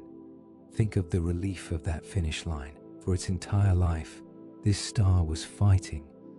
It was fighting against gravity, pushing out with heat to keep from collapsing. It was fighting against the dark, pumping out light to illuminate the void. It was working. It was burning fuel. It was active. But now, the fight is over. Gravity has won. But it is a peaceful victory. The star has settled into its final shape. It doesn't need to push anymore. It doesn't need to burn anymore. It has given away every last scrap of energy it had. It has emptied its bank account. It has paid its debts to the universe. There is a profound psychological comfort in the idea of emptying out. We spend our days full of energy, full of thoughts, full of tasks. We carry a charge. We vibrate with the need to do things. The goal of sleep is to become like the Black Dwarf. The goal is to dissipate the energy, to let the heat radiate away until we are cool and still, to let the thoughts settle until they are crystallized and solid. Imagine that you are this star. You have been burning brightly all day. You have been a source of light for your job, for your family, for your friends. You have been radiating energy, keeping the solar system of your life running. But now, the sun has gone down. The demand for your light has ceased. You can stop fusing hydrogen. You can stop generating heat. You can let yourself cool down. Feel the heat leaving your body. Visualize it radiating out from your skin, drifting away into the cool air of the room. With every breath, you are dropping a few degrees cooler. You are turning from a frantic blue giant into a steady yellow sun, then into a cozy red dwarf, then into a calm white dwarf, and finally, you are becoming the Black Dwarf. You are becoming invisible. You are becoming heavy. You are becoming solid. You are no longer a doing creature. You are a being creature. You are a sphere of iron and diamond floating in the dark. You are heavy enough to sink into the mattress, but light enough to drift in the void. You are undetectable. The radar of the world cannot find you. The emails cannot find you. The expectations cannot find you. You are off the grid. You are cloaked in the velvet darkness of your own rest. There is a safety in invisibility. If no one can see you, no one can ask anything of you. You are hidden. You are secret. You are alone in the best possible way. The Black Dwarf does not get visitors. It does not get disturbed. It exists in a state of perfect, uninterrupted solitude. It is the monk in the cave who has taken a vow of silence that will last for eternity. Let us linger here in the dark for a moment longer. The silence is absolute. In the earlier eras, there was always the background hum of the universe, the microwave background radiation, the distant roar of quasars. But here, the expansion has stretched all those sounds into silence. The universe is soundproofed. It is a recording studio where the walls are 1 billion light years thick. In this silence, the Black Dwarf sits. It does not wait, because waiting implies anticipation of the future. It simply exists. It has achieved the state of isness. It is the ultimate object. It is matter stripped of all its drama. It is just atoms holding on to each other in the dark, bound by the gentle, unbreakable hug of gravity. Think of the texture of iron. Cool, smooth, heavy iron. It is a grounding material. It connects us to the earth. When you feel anxious, you are often told to hold a smooth stone, to ground yourself. The Black Dwarf is the biggest grounding stone in existence. It grounds the entire galaxy. It holds the coordinates of space in place. As you lie in bed, imagine that you are holding this sphere in your mind. It is cool against your mental palm. It absorbs your feverish thoughts. It absorbs the heat of your anxiety. It acts as a heat sink, drawing the stress out of your mind and locking it away in its frozen crystal lattice. The stress cannot move in there. It is frozen. It is neutralized. The Black Dwarf tells us that it is okay to be finished. It is okay to be done. We live in a culture that worships the beginning of things, the launch, the birth, the sunrise. But the universe honors the end of things. It honors the sunset. It honors the cooling ash. It honors the Black Dwarf. The end is not a failure. It is a completion. This star lived a good life. It did its job, and now it earns its rest. You have lived a good day. You did your job, and now you earn your rest. You are entitled to the cooling. You are entitled to the dark. This object will float here forever. The other stars will go out, and they too will become Black Dwarfs. The galaxy will become a graveyard of these silent sentinels, a fleet of dark ships sailing through an endless night. And that is a beautiful image. It is not sad. It is peaceful. It is a fleet that never has to fight a battle. It is a fleet that never has to fire a cannon. It is a fleet of sleeping ships, drifting on a calm sea, carried by the current of deep time. The universe has moved from the era of drama to the era of peace. The story has been told, the book has been closed, and now the book is being placed on the shelf. The Black Dwarf is the book on the shelf. It contains the story of the star, but the pages are closed. The words are sleeping inside. As we float away from this dark sphere, we feel a sense of gratitude. Thank you, Watchman. Thank you for showing us what it looks like to be truly still. Thank you for showing us that the end of energy is the beginning of peace. Thank you for the cool, smooth touch of the dark. We drift backwards, away from the gravity of the Black Dwarf. It fades into the blackness, invisible once again. We cannot see it, but we know it is there. We know that the dark is not empty. It is filled with these heavy, peaceful anchors. The universe is now almost entirely dark. The era of the stars is over. The era of the remnants is fading. We have reached the twilight of time itself. But there is one last thing to see, one last event to witness. Before the curtain falls completely, there is one final spark waiting to happen, one last photon waiting to be born. We must travel to the very edge of the possible. We must find the very last red dwarf that is still clinging to life, the last candle that hasn't quite flickered out. We are going to watch the final moment of light in the history of the universe. It is the ultimate bedtime story. It is the moment the parent reaches for the light switch. Prepare yourself for the final fade. Prepare yourself for the last photon. The Watchman is behind us. The darkness is ahead. And in that darkness, a single, tiny red light is pulsing, waiting to say goodnight.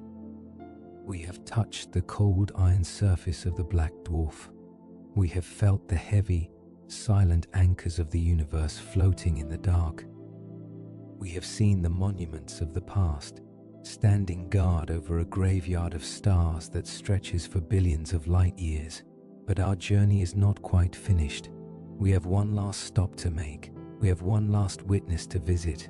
In the vast, expanding silence of the deep future, amongst the trillions of dead stars and the drifting black holes, there is one solitary object that is still awake. One tiny, stubborn point of light is still burning. It is the very last star in the universe.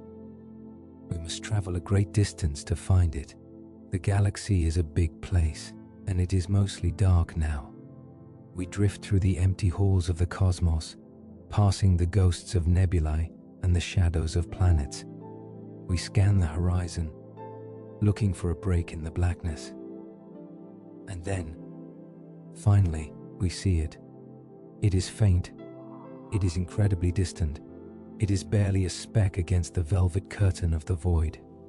It is a single, deep red ember glowing in the middle of nowhere.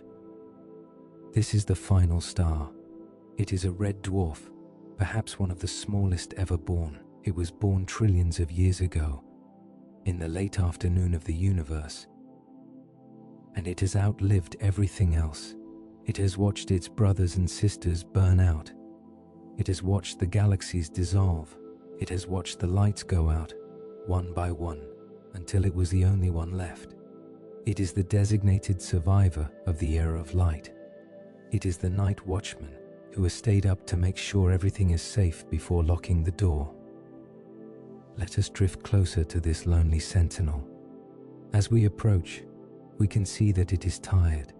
A star is an engine, and like all engines, it eventually runs out of fuel. For eons, it has been fusing hydrogen, crushing atoms together to create warmth. But the tank is empty. The reserves are gone. The star is shrinking. It is dimming. It is pulsating slowly, like a heart that is ready to stop beating. The light it casts is not the bright, cheerful sunshine of the past. It is a deep, somber crimson, the color of a dying coal in a fireplace, the color of the very last moment of sunset before the blue takes over. There is a solemn beauty to this scene. We are about to witness the most significant event in the future history of time. We are about to witness the great lights out. Think of the bedtime ritual of a child. The day has been long and full of play. The toys are put away. The bath is done. The pajamas are on. The child is tucked into bed, warm and safe under the heavy blankets. The parent moves around the room, closing the curtains, shutting the closet door. And then, the parent moves to the lamp on the bedside table. The room is bathed in a soft, warm, yellow light. It is the last connection to the waking world. The child watches the parent's hand reach for the switch. There is a moment of anticipation, and then, click. The light vanishes.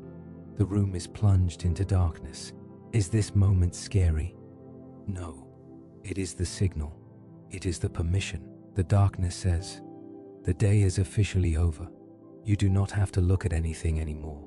You do not have to process any more visual information. You are free to close your eyes. The darkness is the blanket that wraps around the mind.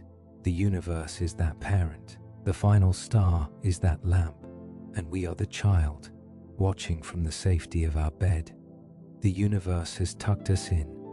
It has cleared away the noise. It has quieted the galaxies.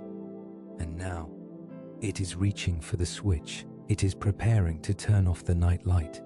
It is preparing to let us sleep in the true, deep dark. Watch the star closely.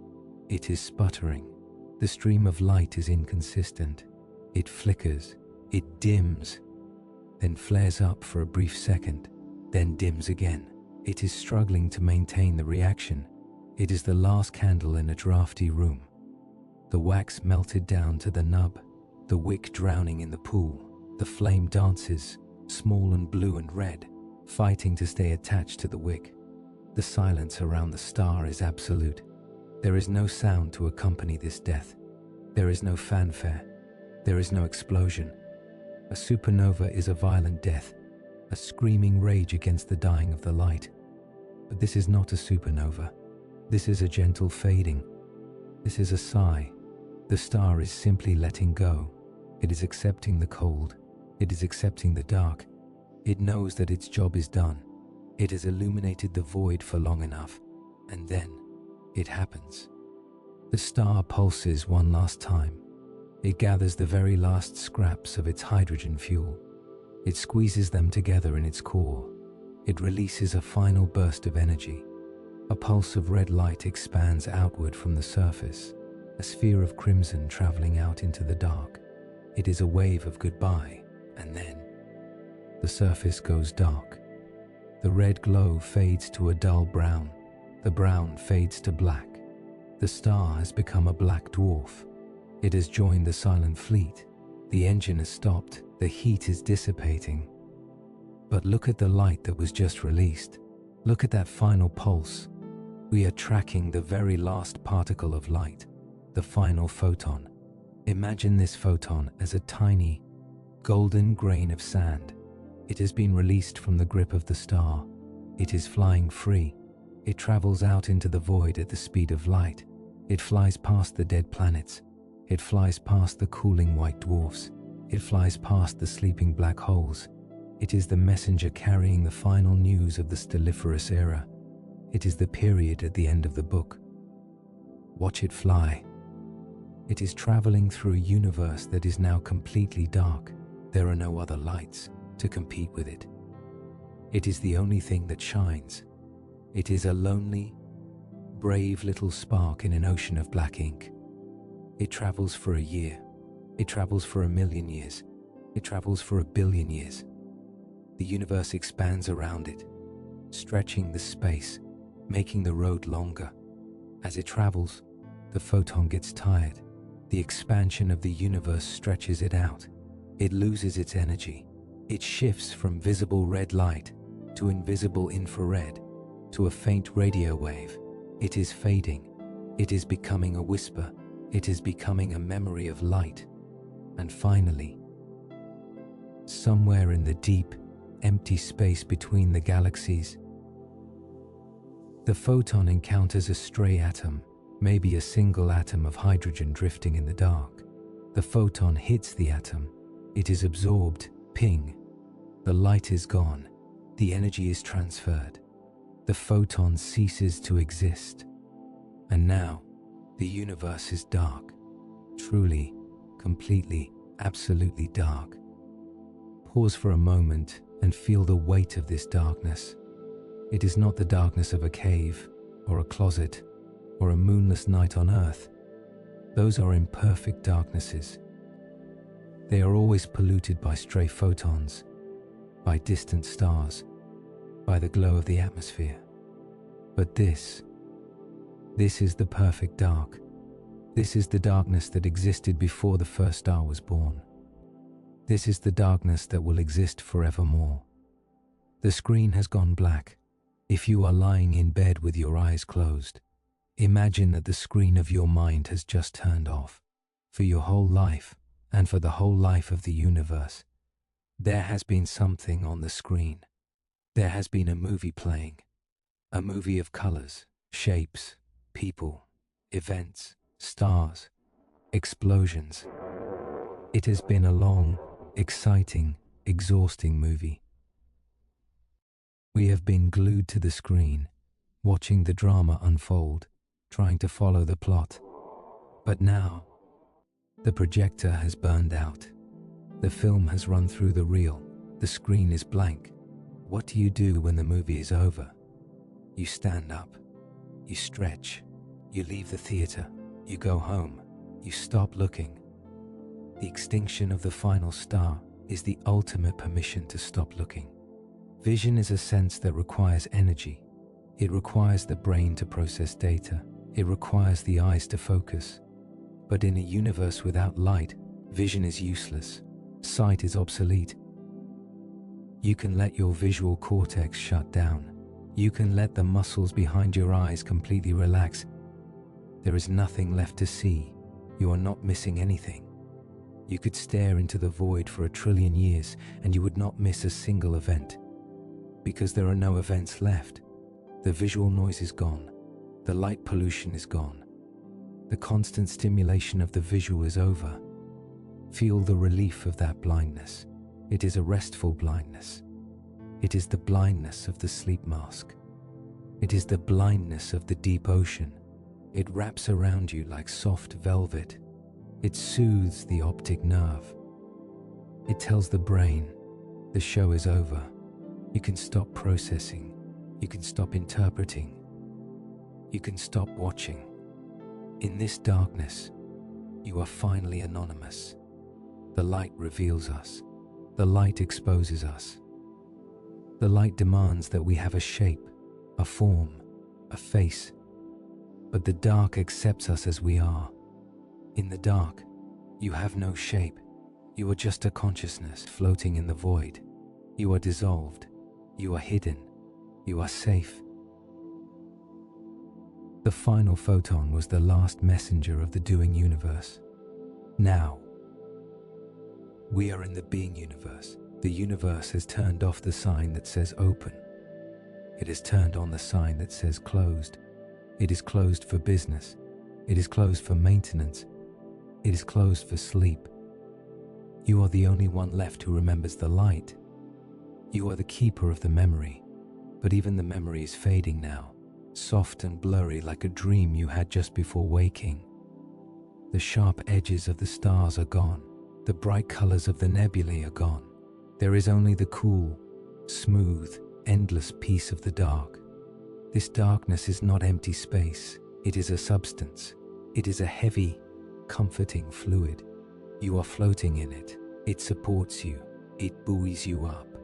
It is the amniotic fluid of the new era. You are suspended in the eternal night. Usually, we are afraid of the dark because we don't know what is in it. We fear the unknown. But we have just watched the history of the future. We know exactly what is in the dark. We know it is empty. We know the monsters have evaporated. We know the stars have cooled into harmless stones. We know the black holes are sleeping. We know the light has faded. We have inspected the room of the universe, and we have found it safe. We have checked under the bed, and there is nothing there but dust and peace. So, you do not need to fear this dark. You can embrace it. You can pull it up to your chin like a quilt. You can sink into it. It is the softest thing there is. The universe has done everything it can to help you sleep. It has expanded the space to give you privacy. It has cooled the stars to lower the temperature.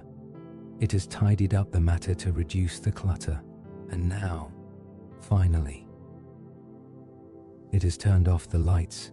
It has created the perfect sleeping conditions. It has built the ultimate bedroom. There is not a single photon left to bounce off your retina. There is not a single wave of light to disturb your rest. The physics of the universe have conspired to bring you to this moment of absolute sensory deprivation. Listen to the silence of the dark. It is a silence that has been purified. It is a silence that has been distilled over a Google years. It is clean. It is pure. It is waiting for you. The final photon has vanished. The screen is black. The story is done. Now, there is only the equilibrium. There is only the balance. There is only the drift. We are ready to enter the final chapter. We are ready to merge with the void. We are ready to become the darkness. The lamp is off. The parent has left the room. The door is closed. You are safe. You are alone. You are in the dark. And it is beautiful. The light has gone. The stars have faded. The last photon has dissolved into the void. We are now floating in a universe that is dark, vast, and silent. But there is one more transformation to undergo. It is not a transformation of sight, but a transformation of feeling. We have entered the era of the great equilibrium. In the language of the physicists of the past, this was called the heat death of the universe. It was a scary name for a peaceful thing. It sounded like a tragedy, but tonight, we will rename it. We will call it the Great Leveling. We will call it the perfect room temperature. We will call it the ultimate state of rest. To understand this place, we must understand the nature of work. Think about what makes the world move. Think about what creates stress and noise and action. It is always a difference. It is always a contrast. Water flows because there is a high mountain and a low valley. The water rushes down the slope, crashing over rocks, creating energy, creating noise, creating change. It is trying to get to the bottom. It is trying to find a level place. Wind blows because there is a pocket of hot air and a pocket of cold air. The air rushes from one to the other, trying to mix, trying to even things out. Heat radiates from a fire because the fire is hot and the room is cold. The heat is trying to escape. It is trying to spread out. All of the activity in the universe, the burning stars, the spinning planets, the beating hearts, the firing neurons, is driven by this inequality. It is driven by the universe trying to balance itself. It is driven by the universe trying to solve the problem of difference. We call this energy, but we could also call it tension. We could call it effort. The universe has been making a tremendous effort for billions of years to move the energy from the clumps, the stars, to the empty spaces. It has been working hard to smooth everything out. But now, in this deep, dark future, the work is finally finished. The water has reached the bottom of the hill. The wind has mixed the air. The heat has filled the room. The differences are gone. The contrast is gone. The tension has snapped. We have reached the state of maximum entropy. And maximum entropy is just a fancy scientific word for total relaxation. Visualize a vast lake at dawn. In the past, this lake was stormy. There were waves crashing against the shore. There were currents swirling in the deep. There was rain pelting the surface. But time has smoothed it all out. The wind has died down.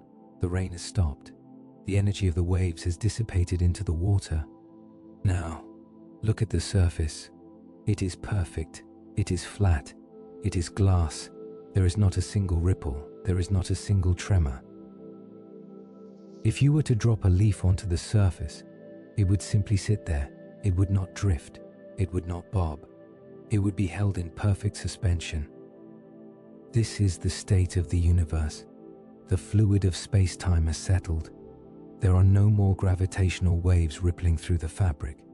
There are no more explosions creating shock waves. The surface of reality is smooth. It is polished. It is still. This stillness is profound because it is permanent. A calm day on Earth is temporary. The wind will blow again tomorrow. But the calm of the great equilibrium is forever. There is no source of energy left to create a wave. The batteries are dead. The engine is cold. The lake will never move again. There is a deep, soothing relief in this stillness. We are creatures of fluctuation. Our lives are full of ups and downs, highs and lows. We are constantly riding the waves of emotion, of energy, of fortune. We are seasick from the motion of living. But here, the motion stops. The nausea fades. The dizziness ends. You have stepped off the boat and onto the solid, unmoving ground. You have found the center of gravity. Think about the temperature of this universe. We often fear the cold of space. But in the great equilibrium, the concept of cold loses its sting. Cold is only painful if you are hot. If you step out of a warm house into a blizzard, the contrast hurts. But if the house is gone, and the fire is gone, and everything is the same temperature, the pain vanishes. The universe has reached a uniform temperature. It is a very low temperature. Yes, just a whisper above absolute zero. But it is consistent. It is even. It is shared by everything. This is the concept of room temperature.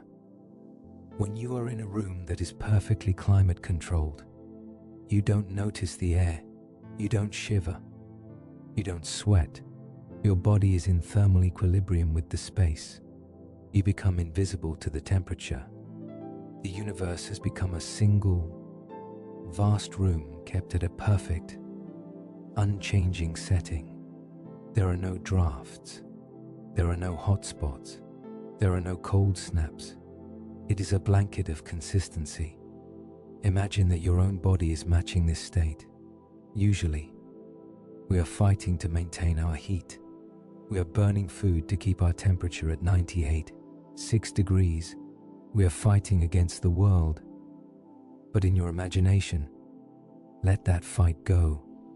Let your boundaries dissolve. Imagine you are the same temperature as the pillow. The pillow is the same temperature as the bed. The bed is the same temperature as the air. There is no boundary where the heat ends and the cold begins. You are merging with the environment. You are becoming ambient. This state of ambience is the ultimate freedom from stress. Stress is a form of friction. It happens when what you want is different from what you have. It happens when you are trying to push a boulder up a hill. But in the great equilibrium, the boulder is at the bottom of the hill. It is resting in the valley. You don't have to push it anymore. In fact, you can't push it. The laws of physics say that the work is done. The energy has been spent. You are forbidden from stressing. You are forbidden from straining. The universe has enacted a law of total rest. Think of the yoga pose called Savasana. It is often called corpse pose, but that sounds morbid. Let's call it statue pose. It is the final pose of the practice. You lie on your back. Your arms are by your sides. Palms up. Your legs are relaxed. Your eyes are closed. You stop controlling your breath. You stop holding your muscles. You let gravity take over completely. The goal of Savasana is to reach a state of zero effort. It is to mimic the stillness of an object. The universe has entered its eternal Savasana. After billions of years of twisting, turning, expanding, and contracting, after the violent workout of the Big Bang and the star formation. The cosmos is finally lying down on the mat. It has spread its arms out wide. It has relaxed its legs. It has closed its eyes. It is sinking into the floor. It is enjoying the endorphins of the end. It is not dead. It is just perfectly, blissfully still. And you are doing this yoga with the universe. You are lying on your back. You are unclenching your hands. You are letting your feet fall open. You are mimicking the posture of the cosmos. You are aligning your microcosm with the macrocosm. The universe is still, so you are still. The universe is balanced, so you are balanced. In this state of maximum entropy, time loses its meaning completely. Time is a measurement of change. We measured time by the ticking of a clock, the movement of the sun, the beating of a heart. But if nothing changes, if the lake is flat, if the temperature is even, if the stars are dark, then time stops. There is no before and no after. There is only now. It is an eternal, frozen instant. This is the end of time promised in the title of our journey.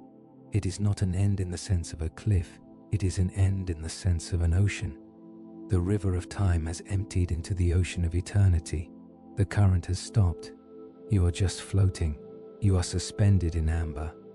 This suspension is a cure for anxiety. Anxiety lives in the future. It lives in the question, what happens next? But in the great equilibrium, nothing happens next. The next moment is exactly the same as this moment. The future has been cancelled, and if the future is cancelled, then worry is obsolete. You cannot worry about a statue. You cannot worry about a still lake. It just is. Let this feeling of sameness wash over you.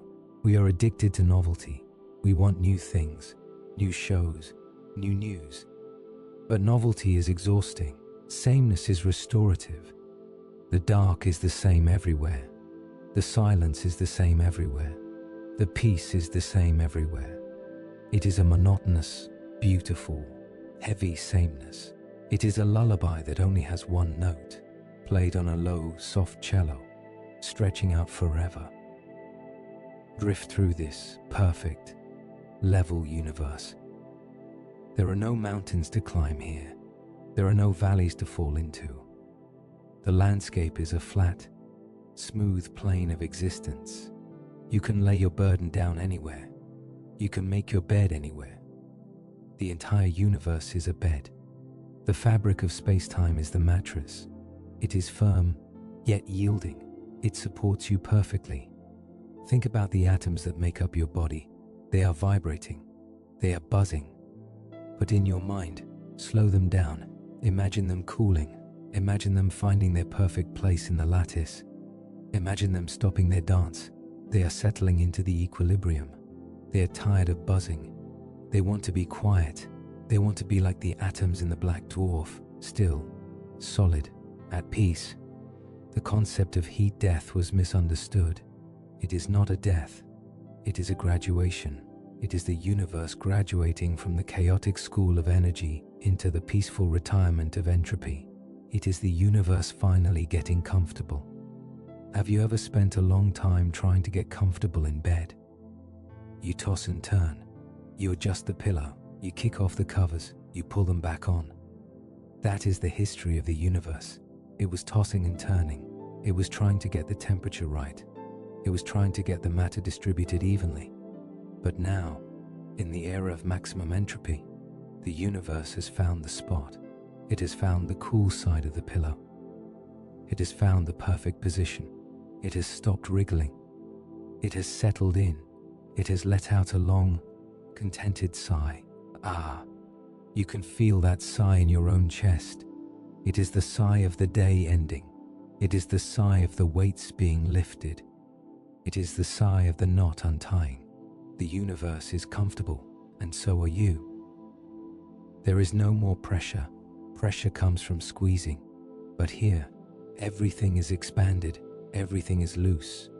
The universe is wearing loose clothing. It is breathing shallow, easy breaths.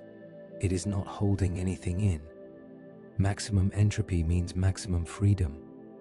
When things are ordered, They are restricted. A brick wall is ordered. The bricks are trapped in their rows.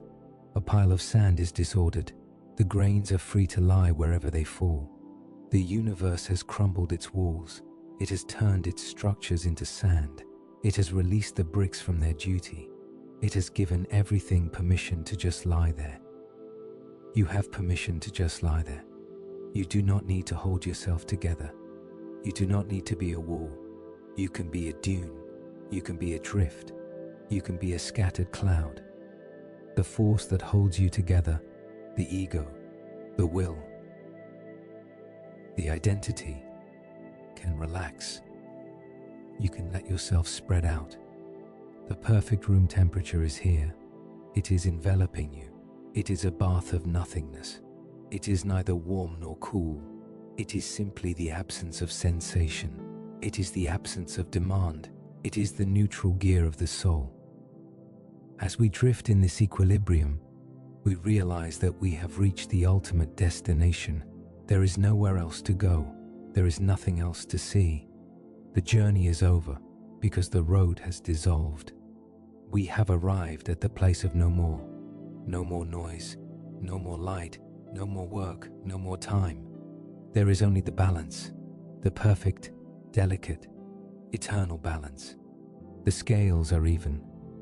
The debt is paid, the ledger is closed, the universe is flat. The water is still, the air is quiet, and you are floating in the center of it all, perfectly weightless, perfectly matched to the dark. You have achieved maximum entropy. You have achieved maximum peace. You are ready to merge.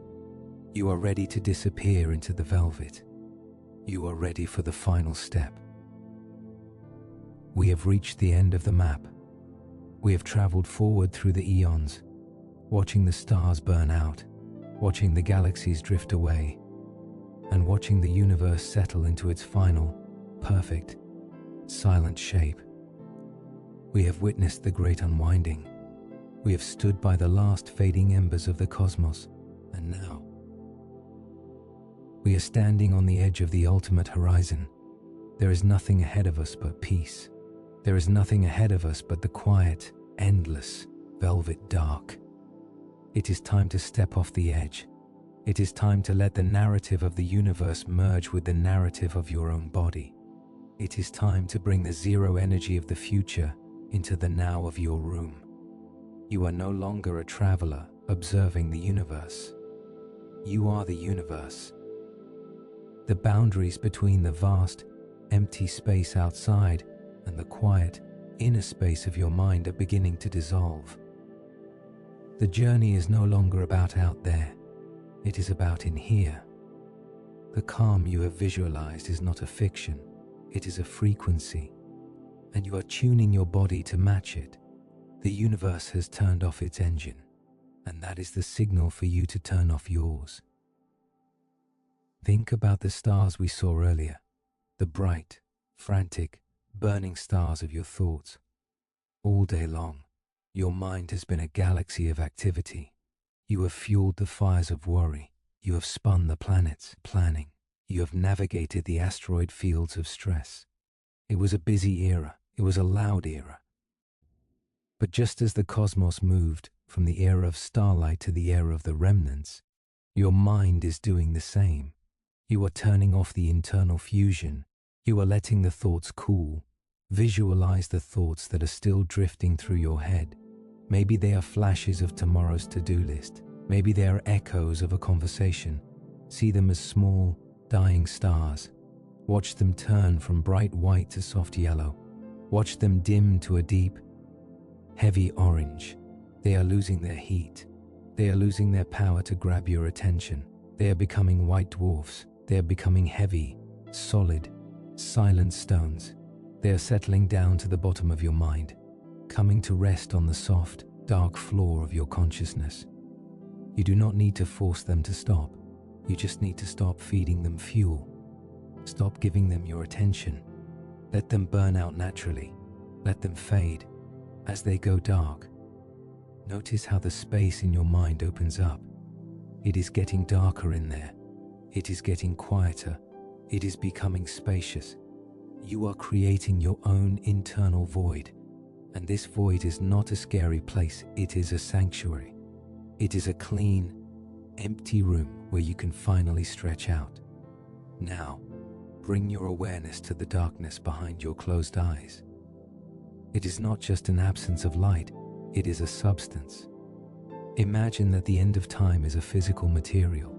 It is a thick, soft, heavy velvet blanket. The universe has woven this blanket out of billions of years of silence. It has stitched it together with the threads of gravity and peace. And now, it is draping this blanket over you. Feel the weight of the blanket settling on your body.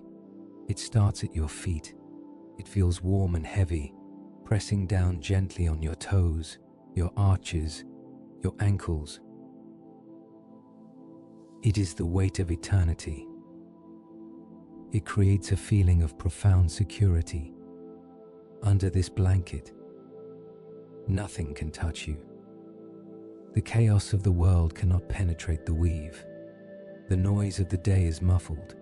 Feel the blanket moving up. It covers your shins, your knees, your thighs. The muscles beneath it instantly relax. They know they are safe. They know they do not need to run anymore. The blanket is pressing them into the mattress. It is grounding you. It is connecting you to the earth, and through the earth to the silent, sleeping galaxy. Feel the blanket rise over your hips, your stomach, your chest. It is a comforting pressure, like a hug that never ends. It slows your breathing. Under the weight of the deep time, your breath becomes shallow and rhythmic. You are breathing in the silence. You are breathing out the noise. The blanket covers your shoulders, your arms, your hands. Your fingers curl softly. Your palms are open. You are letting go of everything you were holding onto. You are dropping the luggage. And finally, feel the blanket pull up over your neck, your chin, your cheeks, your forehead. It covers your eyes. It covers your ears. You are completely swaddled in the nothingness. You are wrapped in the cocoon of the end. Inside this cocoon, there is no time. There is no urgency. There is only the feeling of being held. This is the dissolution. In the final era of the universe, the distinctions between things fade away. The stars dissolve into the dark. The matter dissolves into energy. The energy dissolves into the void. You are part of this process. You are dissolving. Feel the edges of your body beginning to blur. You know that you have skin, and you know that the air is touching your skin. But in the deep relaxation, the line between the two is vanishing. You are melting into the atmosphere of the room. The room is melting into the night. The night is melting into the cosmos. You are expanding. You are becoming as large and as empty as the universe itself. This emptiness is the ultimate luxury. We spend our lives cluttered with things, with possessions, with memories, with identities. But to sleep is to put all of that down. To sleep is to be empty, and in that emptiness, there is freedom. You are free from the need to be someone. You are free from the need to be productive. You are just a drifting consciousness, a speck of dust floating in the beautiful, silent cathedral of the dark. Revisit the safety of this future. We often fear the dark because we think it hides danger. But remember what we saw on our journey. We saw the future. We checked the corners. We checked the shadows. And we found that there is nothing there.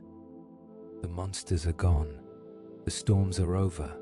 The universe of the future is harmless. It is a place of absolute neutrality. If the universe is empty, then there are no alarms waiting for you.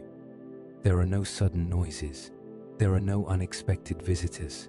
The concept of interruption does not exist at the end of time. You are safe because you are alone.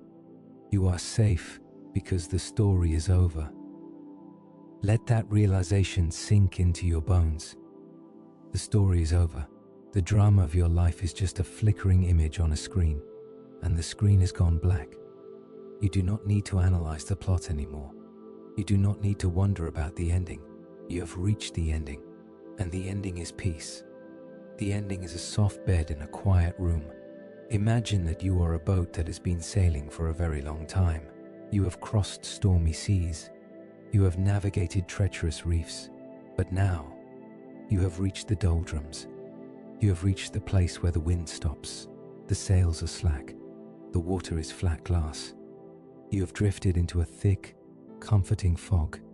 You cannot see the horizon. You cannot see the stars. You can only feel the gentle, almost imperceptible rocking of the boat. You lay down on the deck of the boat. The wood is warm. The fog is cool. There is nowhere to steer. There is no destination to reach. The ocean of the end of time is infinite, and you are drifting in the exact center of it. You can put down the compass. You can let go of the wheel. The current of sleep has you now. It is carrying you. It knows where to go. Listen to the sound of the void. It is the sound of your own blood rushing in your ears. It is the sound of your own slow, steady heart. Thump, thump, thump. It is the only clock left in the universe, and it is winding down. It is getting slower. It is getting softer. It is lulling you into a trance. We are approaching the final moment of merging. The separation between the you that is lying in bed and the void that surrounds you is almost gone. You are becoming the dark. You are becoming the silence. Allow your mind to drift back to the black dwarf. Imagine that you are that heavy, silent sphere floating in space. You are cold. You are solid. You are at rest. Nothing can move you. Nothing can hurt you. You have been floating there for 1 trillion years, and you will float there for 1 trillion more. The problems of the human world are so far away, so small, that they don't even register. They are microscopic. They are gone. You are floating in a sea of zero energy. Every cell in your body is powering down. The lights in the hallways of your muscles are turning off. The computers in the control room of your brain are shutting down. The screens are going dark. The hum of the fans is stopping. The silence is spreading through your body like a cool, dark liquid. It fills your feet. Heavy. It fills your legs. Heavy. It fills your hands. Heavy. It fills your head.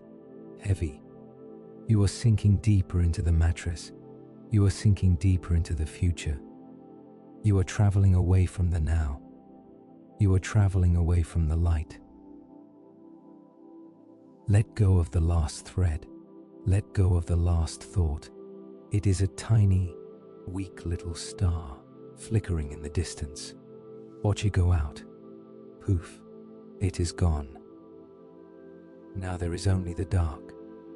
The dark is kind. The dark is soft. The dark is the mother of all sleep. It is holding you. It is rocking you. It is whispering to you in the language of silence. Rest, it says. The work is done. Rest, it says. The universe is calm. Rest, it says. You are safe. There is nothing left to do but drift. There is nothing left to be but asleep. The timeline has ended. The clock has stopped. You are floating in the beautiful, eternal, empty peace. The void is you, and you are the void. Drift, float, sleep. Good night to the stars. Good night to the light. Good night.